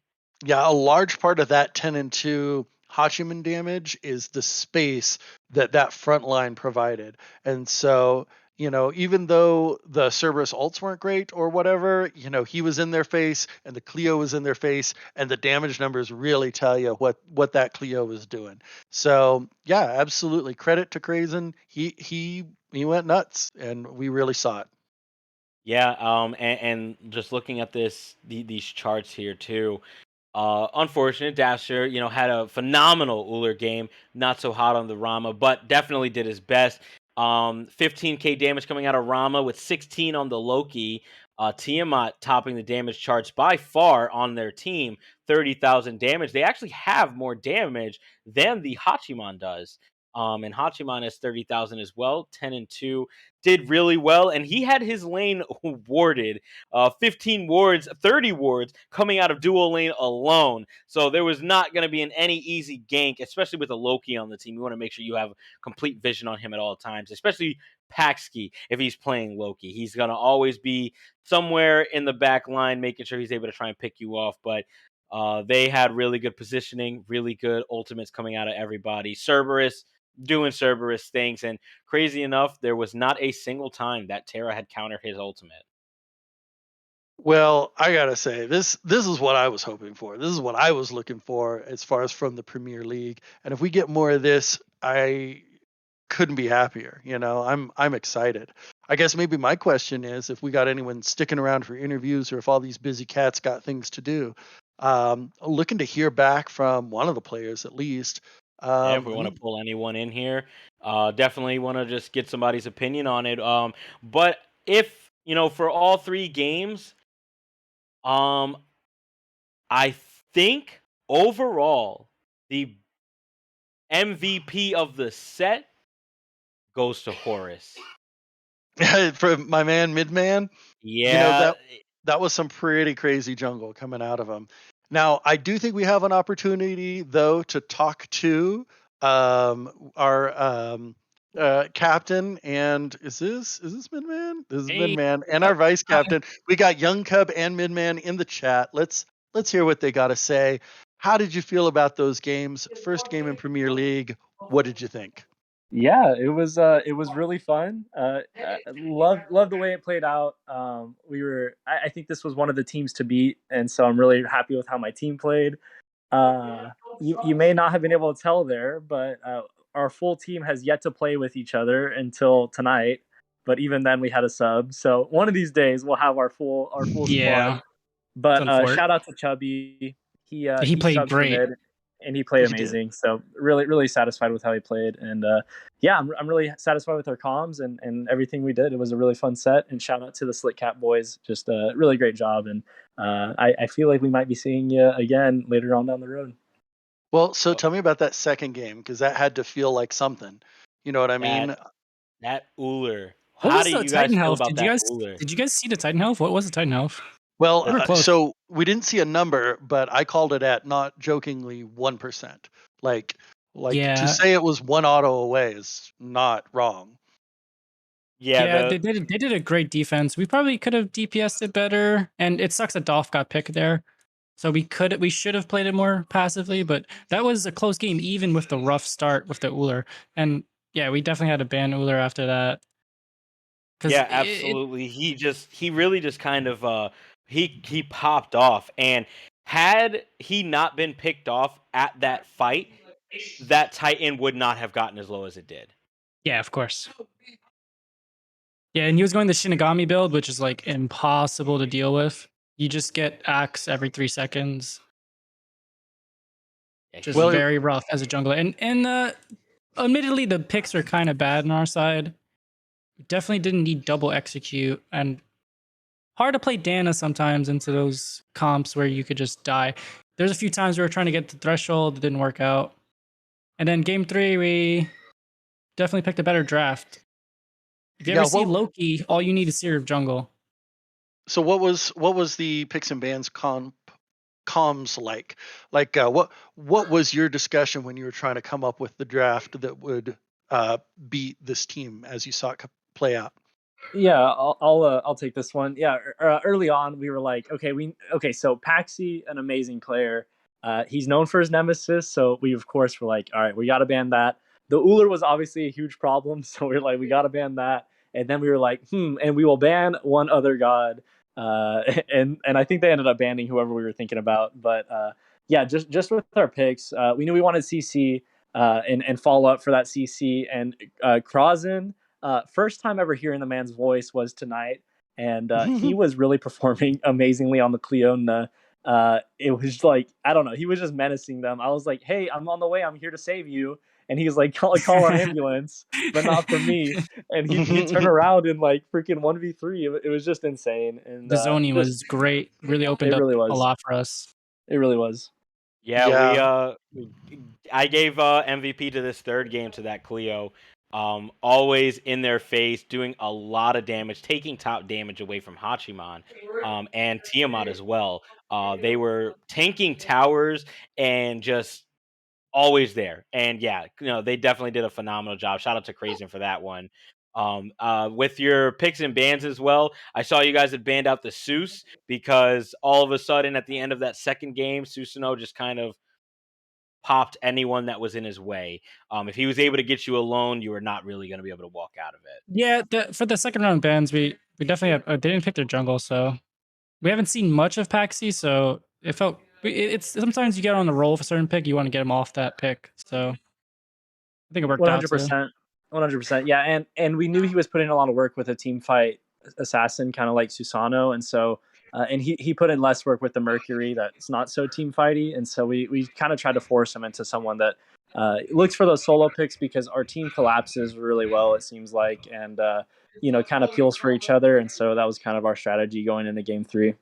Yeah, I had to mention your God Ocean as 7. I think assassins were banned out in picks and bans, and I said my man's got warriors to spare, which you did pretty good on the Osiris. I felt like you made it look good. Osiris 3 tether and Seer's jungle, literally any invisible god. If you're playing ranked, you want to completely neutralize Loki, Osiris is a great pick. Great to Absolutely. know. Well, we Yeah. saw it. Absolutely. On that note, let's hear from Daster. He's waiting in the wings, and I really appreciate you guys taking the time to talk with us. Thank Definitely. you for interviewing Thanks us. for talking to us. Yeah. Yeah, Thanks, guys. congrats on your win. All right, thank you. Bye. Well, Daster, I think that we got to see a really competitive game between the two teams. How are you feeling after that one? And how do you think the future of the league is going to go? As for how I feel about after the set, yeah, I feel pretty good about it. At the end of the day, I still put up I always want to put up a fight at least, or show that teams can put up a fight, especially when I'm on the losing end, to where people can look at that set and be like, okay, it's not necessarily that the teams are bad in terms of it's not like one team is worse than the other in terms of just straight up skill. And it's always going to be more so about game plan. So if it's really just about strategies and things like that, then that's what I'm always happy to see. In Well, terms of where the league is going to go, go ahead. No, I was just going to say that Uller was a tremendous performance. We really did see that, and it was get ready to have that banned for every game in the future. I hope it doesn't get banned, but if it's worth it for some teams, yeah, I understand. Yeah, but as for where I see the future of the league going, I definitely do see this. I don't know how the cast look, but I imagine you guys will probably gain more viewership, especially if you guys make the things fun to watch and things like that. Especially because I think if we get some really competitive matches going, people always love to see that happen. Just like those game twos, right? Like there was a lot of action going on. That was probably one of the most fun Smite games I've had in a while. Especially Blink Uller for me. It was impressive. It was a lot of back and forth, and it was one of those you just had to hold your breath because you never knew when it was over. Right down until the very end. We saw that Titan with 100 health practically. It was crazy. 50k damage from an Uller is through the roof. You know what I mean? Uller can do a lot of damage, but I almost shed a tear when you actually died. Like I thought I was like, this man's gonna get a godlike, and it's gonna be the first one I've seen while casting these games. This man's really going to get a godlike, and you just happen to get picked off, um, which was unfortunate. But you guys were able to turn that around and get that win to make sure you guys could go into that game three. Everybody played well. This third game was very very well rounded until like the mid game, and then they had a lot of the Cleo was a very, very tough person to deal with. Yeah, I plan on VOD because I'm not too sure what happened either from my perspective. So that'll be something that goes into the cookbook for strategies for sure. But overall, I'm not really too sad about it because I mean the biggest thing here was we didn't scrim at all going into this. I don't know if the teams did or not. That's not really a concern of mine. It's more so just that was our first time all playing together. So it's kind of like a pickup game in a sense for us, where we just kind of all decided to meet each other and play set at the same time. And it doesn't seem like we have any bad team vibes, especially once we turn it around game two. I think everybody got locked in. So, we're all players that are ready to win throughout the season as we continue to play and improve, which I'll be happy That's about. really good. Well, we're definitely going to be watching you because I think that we saw amazing play out of both teams here. And even though you didn't get the second win, it could have easily have gone that way from the way we were seeing this play out. So I think that you guys have a great shot of being the top team in the league. I think that we've also seen that Panic at the Discordia is a really good team. So right now, I'm super hyped for the Premier League because the gameplay is just exceptional. Yeah, man, I agree for sure. It was a fun set, I always love being challenged, so it just means that I have somebody to beat. Yeah. Absolutely. I'm Come back coming for stronger you the next next time. time. Well, thanks so much for your time. I think we're going to go ahead and wrap up this stream. We appreciate everybody who's been watching, all the viewers at home. If you got any last little comments you want to throw into the chat, talk about who you think the MVPs were from each team. We want to hear it. And thanks so much for watching. I've been Nathan DePaulo. And I'm Sean Tastic. Thanks again for tuning in, y'all. But you heard me, Jersey.